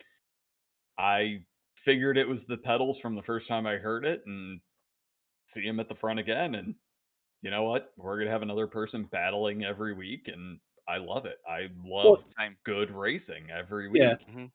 You can tell that John puts the time in between every week's race and actually, tries to get better at the tracks. Like a lot of the guys at the front do it. It's very nice to see that he puts the effort in, and a lot of these guys do. So it just, if it wasn't for his horrible luck and being around the wrecks, he'd be up there more often, in my opinion. Yeah, definitely. I mean, just because I was mad at John doesn't mean I don't like him. I was just mad at him for doing something. But hey, I've done some dumb shit. I wrecked 4 people under caution in one race, so I can't talk. I wrecked me in Richmond. And Hey, Josh, shut. I got a question. Do you think that it's possible that we might bring back the incident rule? Remember last season? Honestly, I think the spin rule and all that crap. No, if you got 0 incidents, you got bonus points. Oh, okay. And honestly, that's kind of how I finished as well as I did in the last season, is because I focused on 0 incidents. Yeah. Instead of penalizing somebody for, a novice or beginner for wrecking, instead of penalizing, give them bonus points for running clean races. Exactly. So I know we don't want to sit here on TNT for too long, but Johnny Downey actually got had a good question, and I think he's referencing. So we'll do 2 questions. We'll do 2 questions. Who do you think is the best driver in TNT? And you cannot name yourself. Because that's just a cop-out. So we'll start with Adam. TNT. I came in halfway through last season due to not being able to be around anything. But whenever I came back, the whole entire world was Josh this, Josh that. So I'm going to have to go with Josh. He's the overall well-rounded car driver within TNT, no matter what track series you're at. You go to a road course, oval, shortcut, short track, a little bit longer, and the Legends. And then he came back out for the ARCA cars and showed that he's got the top speed for that. So that's who I'm going to pick. Brandon? Yeah. No, I don't pay attention to TNT as much as I should. I need to start paying attention to it more. But yeah, it's pretty hard to argue against Josh. Blake and Sean, I think, are newer in the TNT series, and I was super impressed with them Wednesday in their first truck race. So I think it's just a matter of time before they're up there competing with Josh and Carl and Chris. There are. But yeah, right now it's pretty hard to argue against Josh. Carl? Yeah, for me, I want to say Josh, but I'm going to say Sean Carmody. He has the best average finish last season. He didn't win he wasn't in competition for the points battle because he missed 4 races, but Sean Carmody has to be considered. Chris? I would say Sean's up there, but the only reason I'm gonna go with Josh is because it seems to be, it doesn't matter if we're a short run or a long run, Josh is always in the thick of things up there moving. I follow him sometimes because they follow his line because he passes cars so cleanly. So, and your record can't dispute with your record. So I'm gonna go with Josh. Okay, Josh, you can't say yourself. So honestly, I wouldn't actually call myself on that because I still have things that I need to learn because everybody has Sorry, I just saw Ed's comment that the pace car driver is the best one in the TNT, and I'm not going to Yeah, argue that. that's right. He's the only thing that doesn't hit anything. So honestly, I have issues because I do have a tendency to dive bomb and things like that. But I would actually go through, and this isn't just because he's here with us. Actually, Tim, because he's fast, he's a gentleman, and unless he ends up with bad luck, much like John has continued to get, he's always at the front. He doesn't make dumb moves. He's just all around a great driver. He just needs a Ghostfire Media car, and with a Guitar Addict logo. With the exception of last night, I was he's going to been say Guitar Addict. he needs to actually have a first responsible racing on his car. Yeah, we need a 43rd. We need to get them. We need to get them back up to 9 drivers since Adam or since Larry left. Our drivers keep driving. They keep running away. So all right, I would go. I would happen to agree with Josh that it's Tim, and I was leaning towards Josh, and there was a couple other guys that were in my mind. But when you think about like the best driver, it's not just on the track; it's off the track as well, and their personality and who they are. And Josh is always willing to help everybody. I love Josh. You're a great guy. Don't get me wrong, but like Tim seems like he's the type of guy who would help anybody if they ask for it. And he also just has this, like, if he does something, he apologizes. And there's not a lot of guys who do that. He's just like an all-around good stand-up individual who's like a clean driver, which we don't have a ton of super clean drivers that will apologize if they do something dumb. So, yeah, Tim is definitely the best in TNT. Okay. Mr. I guess, Pepper? this is real hard for me because I know how good Tim is. I do. And I also see how good Josh is. Josh is coming into his own where I think Tim is already at his own. I mean, he's already there.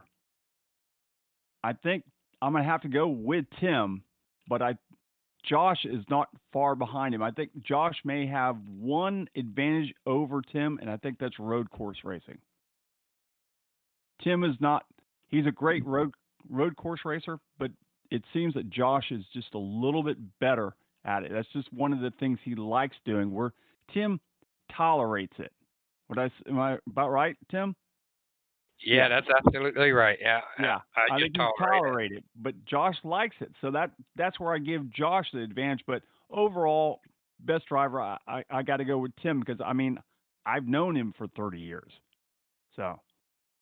All right, and Tim, who do you think is the best driver in TNT? Well, as you guys know, I've only been here, probably 12 weeks now. And so I haven't been here last season. So based on the last 12 weeks, Josh won a lot of races, yes. But I'm like you, Nick, overall performance on track and off track. And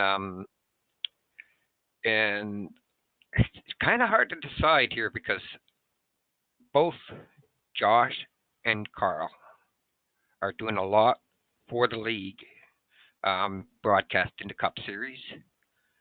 So I'm going to stay away from Josh. Nothing against you, Josh. No, that's fine. But I'm going to go with Carl because he's fast. He's getting a lot faster, and he's getting a lot clean racing. And I think I could be in a little bit of trouble with him and Josh getting together on the same team. That could be a problem. Tim, you made Carl blush. Look at him. Yeah, see that. See what he didn't tell you though. I'm in the race chat with Carl, so he loses there just for that point. I would say Carl is one thing we know about Carl. Carl can get like his temper get in there. Oh yeah. Not like Nick. I learned about temper from Nick. Hey, no, that's the downfall. That's where Tim will have you all beat because Tim will never. It'll be this the whole time. He never will go up or down. It's always the same level-headed driver. I was all up on Thursday. All up. Oh yeah, and you're all up all the time. Hey! There's not much to be up, so it's got to be up somehow. Anyhow, now So it's we're best hearing driver. in his mid-20s, Nick has issues with it always being up. Exactly. Hey, wait. Wouldn't you want it to rather always be up than never be up? There's an Just appropriate saying. time. Just saying. I don't know.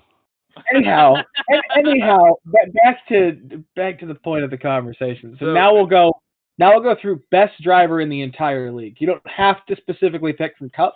Just the guy you think is the best in AOLL, and again, you can't pick yourself, which nobody was going to pick Adam anyway, so it's okay. Hell yeah, that's what I'm talking about. I'm expecting everyone pick me. You're not in the Cup, so I mean, obviously across the you entire don't league. qualify. Across the entire league. You don't have to be in Entire Cup. league, total, everybody. Well, I mean, statistics don't lie. It's hard to be the person I'm going to choose. I mean, he can be abrasive. He could be aggressive, but at the same time, he's a really great driver and he dominates the league. And but he also devotes a lot of time to the TNT series. Runs the admin. He coaches, mentors, and scrutinizes. And then also puts in time to make the replays for everybody, the incident videos. Mm-hmm. So, I mean, he does a lot of great things for the league. Some people don't like his aggressive style driving, but I have to pick Blake. I mean, he's a resident alien for a reason. He's out there dominating, and he actually does a lot of great things for our league. So that's who I'm going to have to pick. Brandon? Yeah, it's there's some pretty damn good drivers in this league. Justin's pretty damn good, Joe, Steve.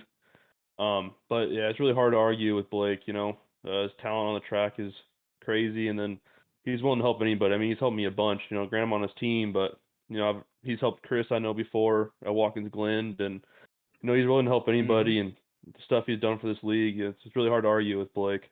All right, how much did he pay you to say that? I know he just Venmo'd you I money. want to stay on the team, so.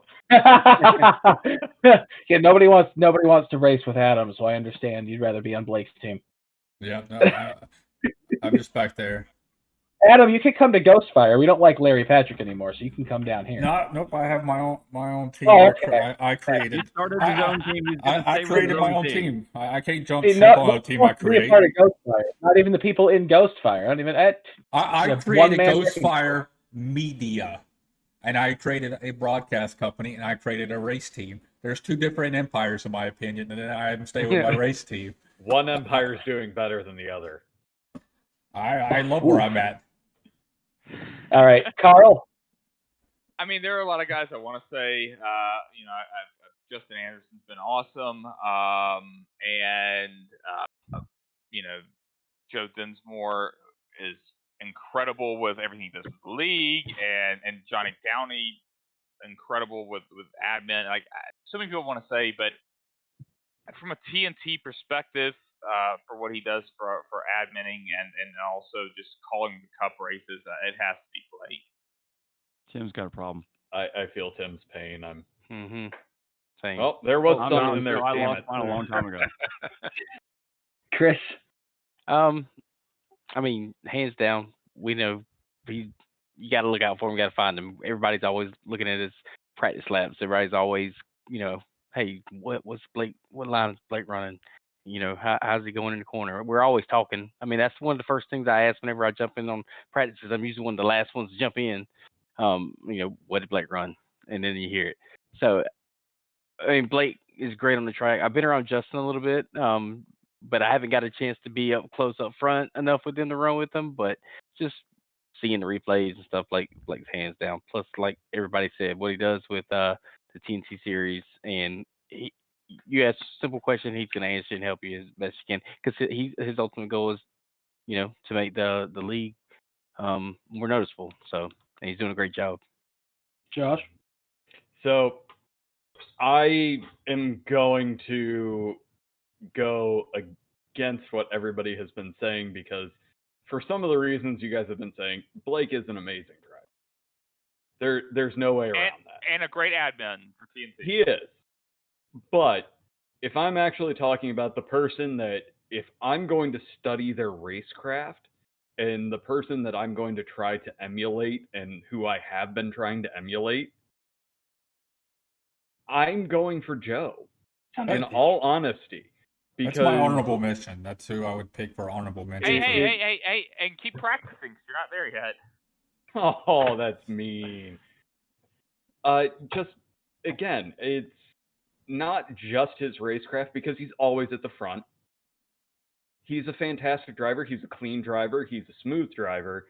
And if you watch any of the replays, and I'll admit that I study the replays a lot, more than I probably should.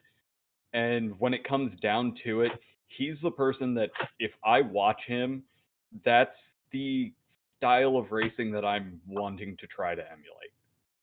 And for me, that's really the epitome of a good driver is, yeah, you can be fast, but at the same time, I don't think you're going to find anybody in this league that doesn't like driving around Joe. True. That's my honorable mention. Joe's an awesome driver. He's very competitive, and he does great for anybody who ever has a problem issue with anything, whether it be something wrong with your computer, with your wheel, with your pedals, with your racecraft. Joe will sacrifice any time and any time to do it. He'll stay up with you till midnight. He'll get up with you at 6 o'clock in the morning. This man will bend over backwards for you.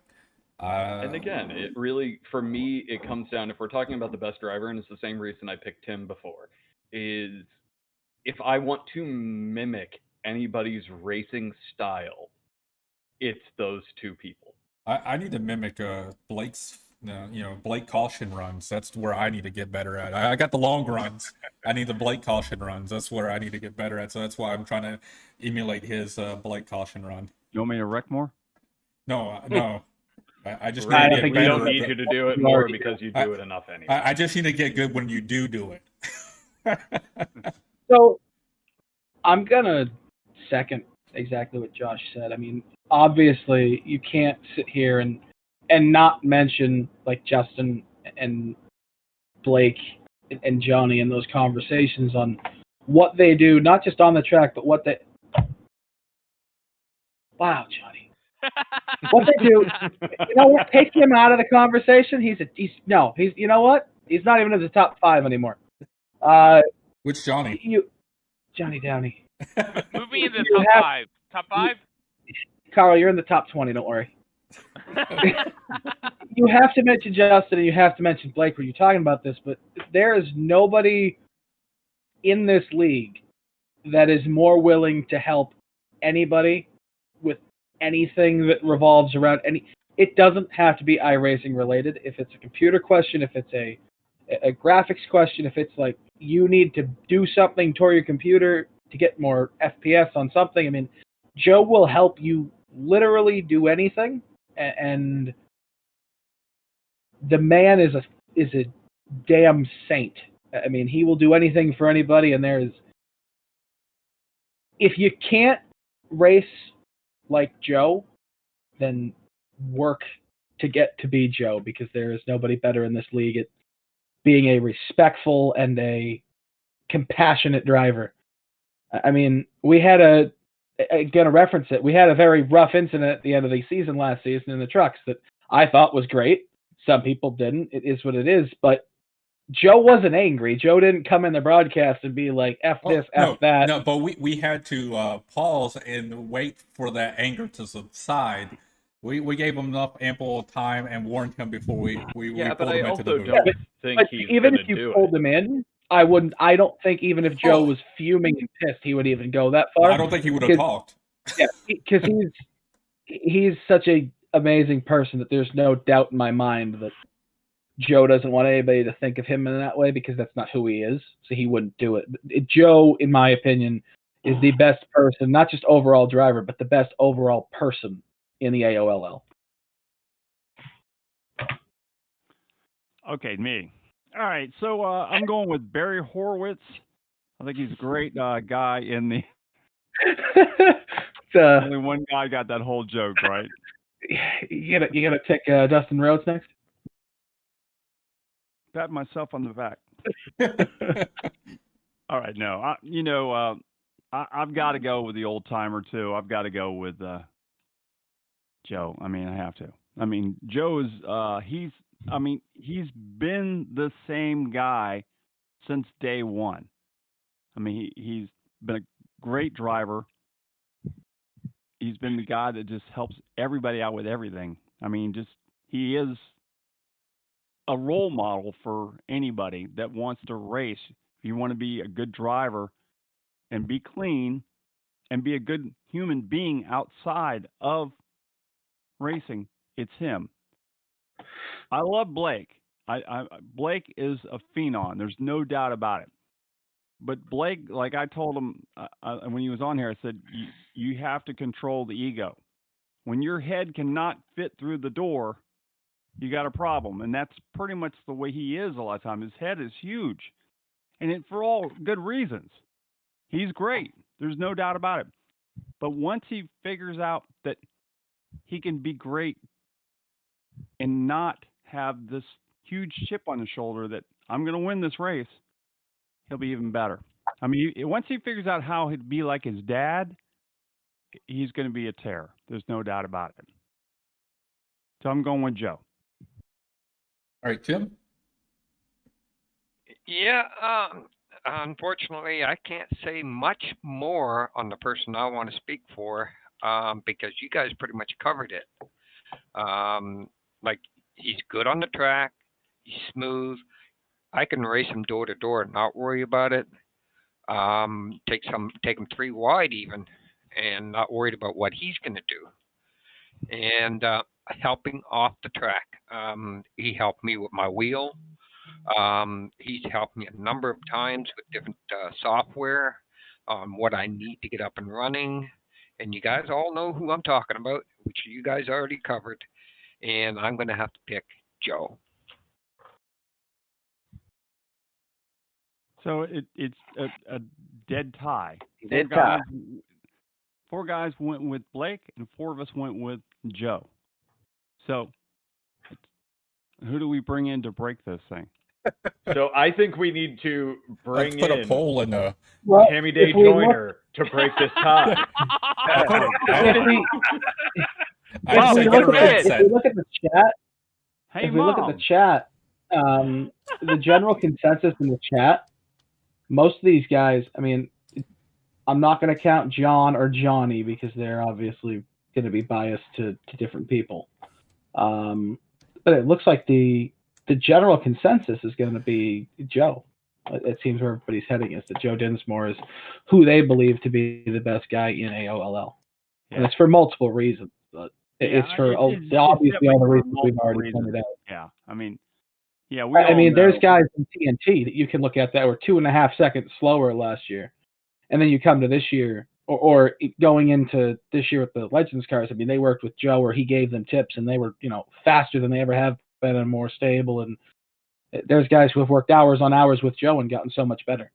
Obviously, Blake does amazing for the league, and we couldn't do TNT properly without Blake because you need race control for that league. But he deserves a lot in of general, credit, no doubt about it. Yeah. In general, I would say Joe Dinsmore is what everybody else is saying out here, and what we've come to in here is a tie. But the comments say is 5-4 Joe. It goes towards Joe. Yeah. So okay. So Joe's the best driver in the league. All around everything. All around everything. Yeah. Yeah. Although I mean, Blake has done incredible stuff. I mean, it's no doubt about it. I'm not taking anything away from him. I mean, the stuff he did during the 24 hours of Daytona was incredible. Yeah, you can't take anything away from him, Randy. No. What me and Josh did within the 24-hour Daytona was terrible. No. Yours was a little bit more worse than mine. Mine just didn't, give me actual fuel, so I had to go back out and go back in. And I think I hit some car. I blame COVID for that. Well, at least you didn't pull a Max Verstappen and have your wheel come apart in the middle of the race and slam into the wall and almost lose the race for your team. Yeah, I just want to say on the whole topic, like I kind of mentioned it on comments, like I love Joe. Joe's awesome, and I agree with what everything is saying. Everyone's saying about him. Like I'm 100% with you guys. Blake is doing that too, and maybe he's not quite as public about it, but he is. I bug him all the time to ask him, like, to analyze like situations I was in, like how can I be better, and Blake has not once like talked down to me or criticized me. He's helped me get better. Yeah, he helped me at Watkins Glen. I mean, he was showing me all the lines around the track. So, yeah, he's definitely willing to help you on the helping side. He's awesome at that, just like Joe is. He's willing to do whatever he has to make you faster. And I agree with what everyone is saying about Joe. Joe is awesome. So I'm not disagreeing with any of that. I'm just throwing that out there. Yeah, it just really boils down to, at this point, Joe has been doing this for a while. He's been part of these leagues for years, whereas Blake is getting to the same place that he is. Yeah. Yeah, I think once he mellows out, he's going to be so much better. I mean, once he mellows it out, and like I say, he ends up being like his dad. He's going to be incredible. Upside down? No. No. Man, so I refuse to use that. His dad is incredible off the track. I love Larry's picture of the Jeep, normal flip over. I refuse to use that nickname because anytime I have been around John when he's ended up on his lid, it's never been his fault. Oh, no, it's not. It just really sucks that he ends up that way, and ultimately... Well, you know what? I'm nicknamed Hot Carl, and it's not my fault either. And his name is Flipper, and it's not his, So can these ARCA cars truly flip as much as the Street Stocks and Legends did? Because I sure hope so. I hope so too, because the Russian judges last night were bored as hell. Yeah, I know. We just didn't have any, like, outside of just some stupid cautions, we didn't have any massive incidents. We didn't have any massive incidents in Atlanta, and God help us, we don't have any at Martinsville this week. Yeah, I think the ARCA cars will be able to flip, because if you watch the replay or in the broadcast when Christopher got up against the wall, did you see what his car did? The right side was riding along the top of the wall. So yeah, it tried to climb.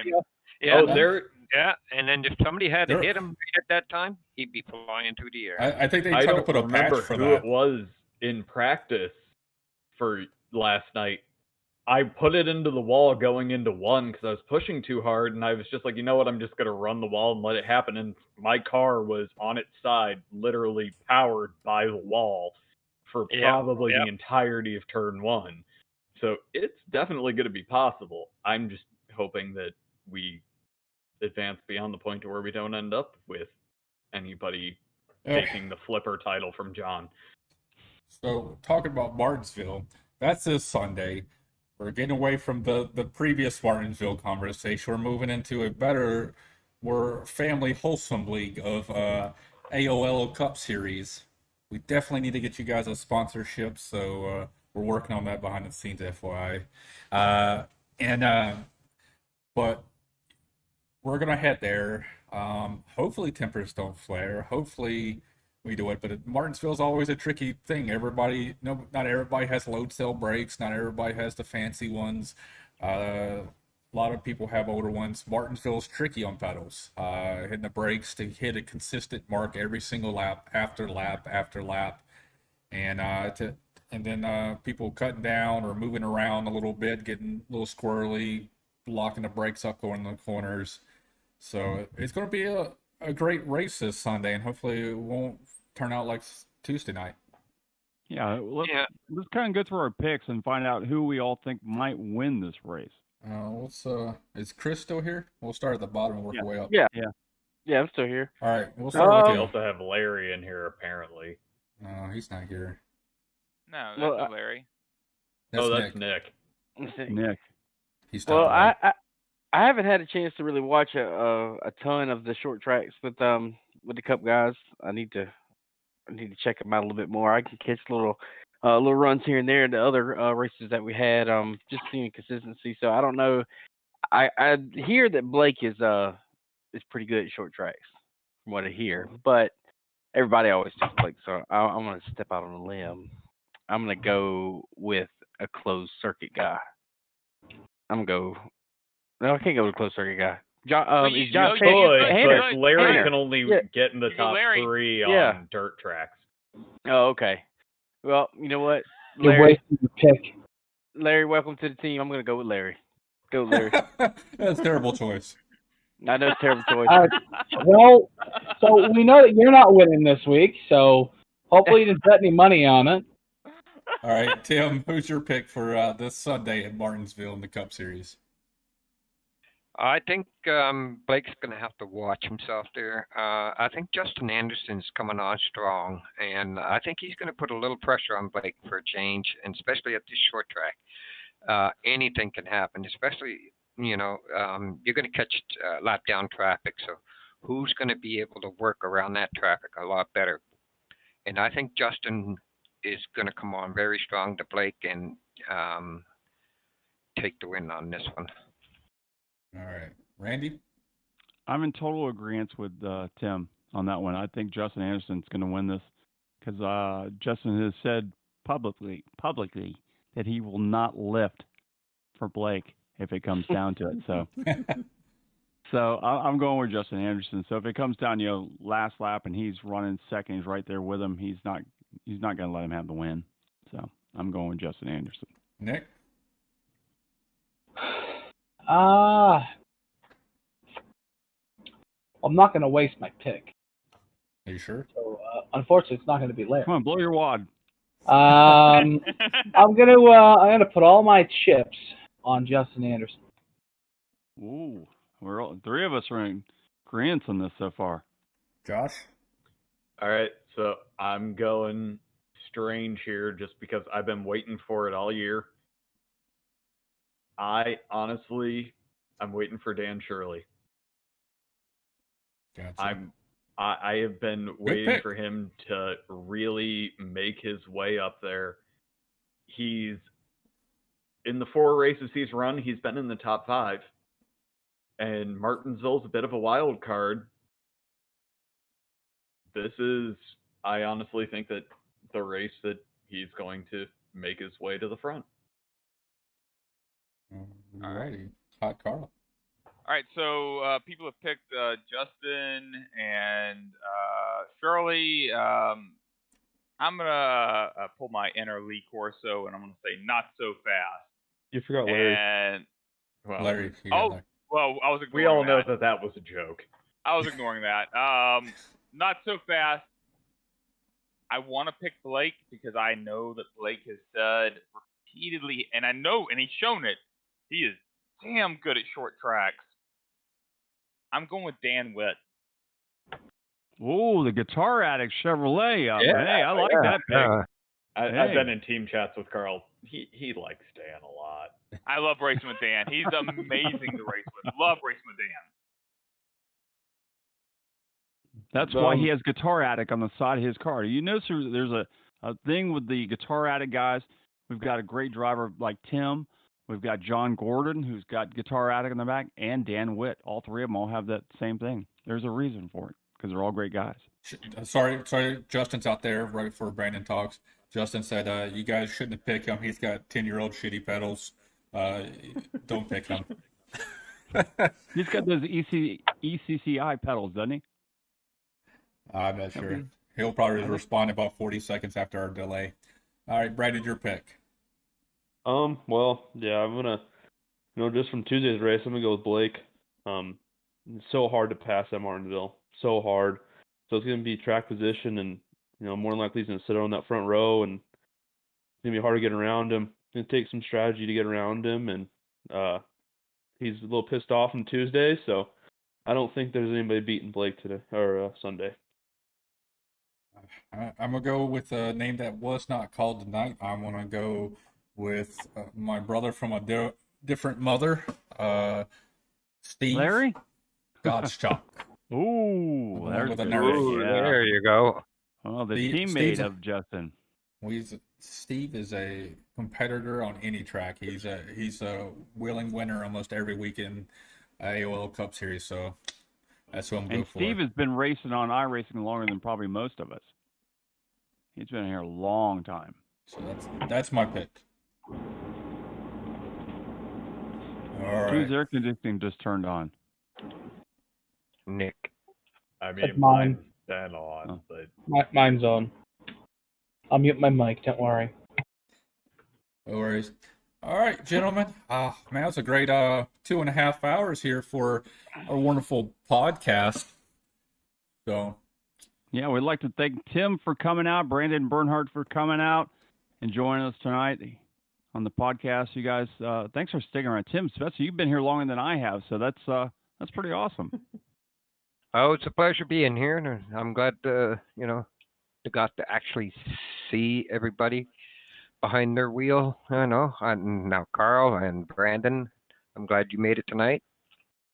it's good. Like I love it whenever people come on. I'm asking, hey, do you have a webcam? Because I mean, it's better for the interaction. You don't know you only know the voices. You don't get to see the faces behind the names. You don't know. You always wonder what everybody's like. People's Facebook photos could be altered and weird, and this their dog or something. So you never know. So I like it. It's more. But then you got Nick sitting in the dark there. Yeah. There's that's a why reason for he's that. in his older than he really is. He's in his bat cave. Yeah, thanks for having me on. I would have had a better webcam, but I wasn't expecting to be on the podcast. So this is my laptop. But I do have a question. It's okay. Adam's using a cellular device, so you're good. What do you got there, Brandon? Go ahead. Oh, I'm sorry. I've upgraded. Whoever broadcasted the Cup race at Bristol, I think it was Carl and Josh. Which one of you two did I piss off? Because the final restart, I started fourth, and during the caution, you guys talk about Blake. You guys talk about Johnny when he's to get around Blake. And you talk about Joe with his dog running in a hurricane-looking car. Skip me in fourth and talk about Larry in fifth. So you know what it is? More absolute amazement that Larry was that high. Yeah, well, honestly, both of us have. So a lot of it is, for me, is I tend to talk about people that I've raced with a lot, and so I've got to get better about that. That's something I'm like, no joke. Like, I've got to get better about, like, recognizing, like, there's a lot of people that, like, in the truck series that aren't, like, the people in the Cup series aren't coming down to the truck series, so I don't race with them. So yeah, I'm with you, man. Like, I've got to get better. But they also are giving Larry shit. So yeah. So just so you know, when we're covering you way too much this Sunday, know that you asked for it. We're gonna focus the entire time. So. Josh, do you see the size of this guy? This guy looks like he should be wrestling in TNA or Impact Wrestling or something like that. I mean, him compared to you, this guy could. I mean, he's like, he could squash you. What about me, Randy? I see the Eagles banner in the background, which means I have like at least an 8-hour head start. Randy, why don't you give me those type of compliments? I thought we had something together. Because you're not racing. Not something. Nobody ignored you. They ignored Brandon. We highlight your failures. Hold on. You can't ignore Nick. Something. That's it makes you feel better. Holy schmoly! Randy technically skipped me on the result page on Tuesday. Said Adam finished 7th, and then talked about Adam a little bit. Then goes 9th place finisher. I was sitting there in 8th, so. All right. Well, we knew you were leaving the league, so we were just like, I don't want to talk about him. Yeah, see, that's the problem. See, we ignore certain people because, we don't want to say something wrong because we don't want you to come kick our ass. Well, hey, you're on the podcast now. You're family, man. You're family. The other thing is now people know the character of Brandon. And now you got because you've been every here. time I wreck. I think it's very clear. I'm not afraid to piss anybody off when I'm in the broadcast. Yes, we know exactly. It's that New England thing. Well, I mean, if you do some dumb shit, I'm going to call you out for doing dumb shit. We know. And you know what? Mine's the Midwestern. I'm going to be nice and just say open, just keep things moving. And then he'll invite you over for some barbecue. He'll cut your grass for you.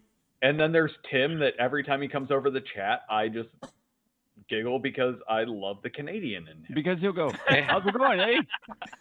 Yeah, and I'll just say, hey, Sorry, eh? Yeah, exactly. Or he doesn't do like Mike Burgess says. I'm a boat to do something I don't want to do. A boat. Forever I kept going, where the hell's a boat? Yeah, our accent. Yeah. Oh man, this has been fun having you guys on here. I have to admit that. It was a lot of fun. So, but I hope we didn't kiss too much of Tim's ass. And Brandon, you keep doing good things. We'll start kissing your ass too. So So- just make it to where we got a have lot to of call ass you out kiss all there, night buddy. on Just Sunday. looking at the size, I don't want to, So, anyways, all right. So can we wrap this thing up here, Adam? Yes, let's go ahead and wrap it up. Thanks, guys, for coming out. Like we said, we had a great episode 4 here. We're moving on to Martinsville, Richmond, 2 Richmond races next week. We got Richmond IBRL, Richmond on TNT Series, and Daytona next week. So look forward to all the conversations that we're going to have next week, next Friday on the episode 5 of the Ghostfire Media Podcast. From the Ghostfire Media team, we thank you for coming out and watching us and being very, very candid in the Facebook chat, YouTube, and Twitch. So we appreciate you guys being out there listening to us and commenting back and forth, so it gives us something to talk about. So until next week, we'll see you.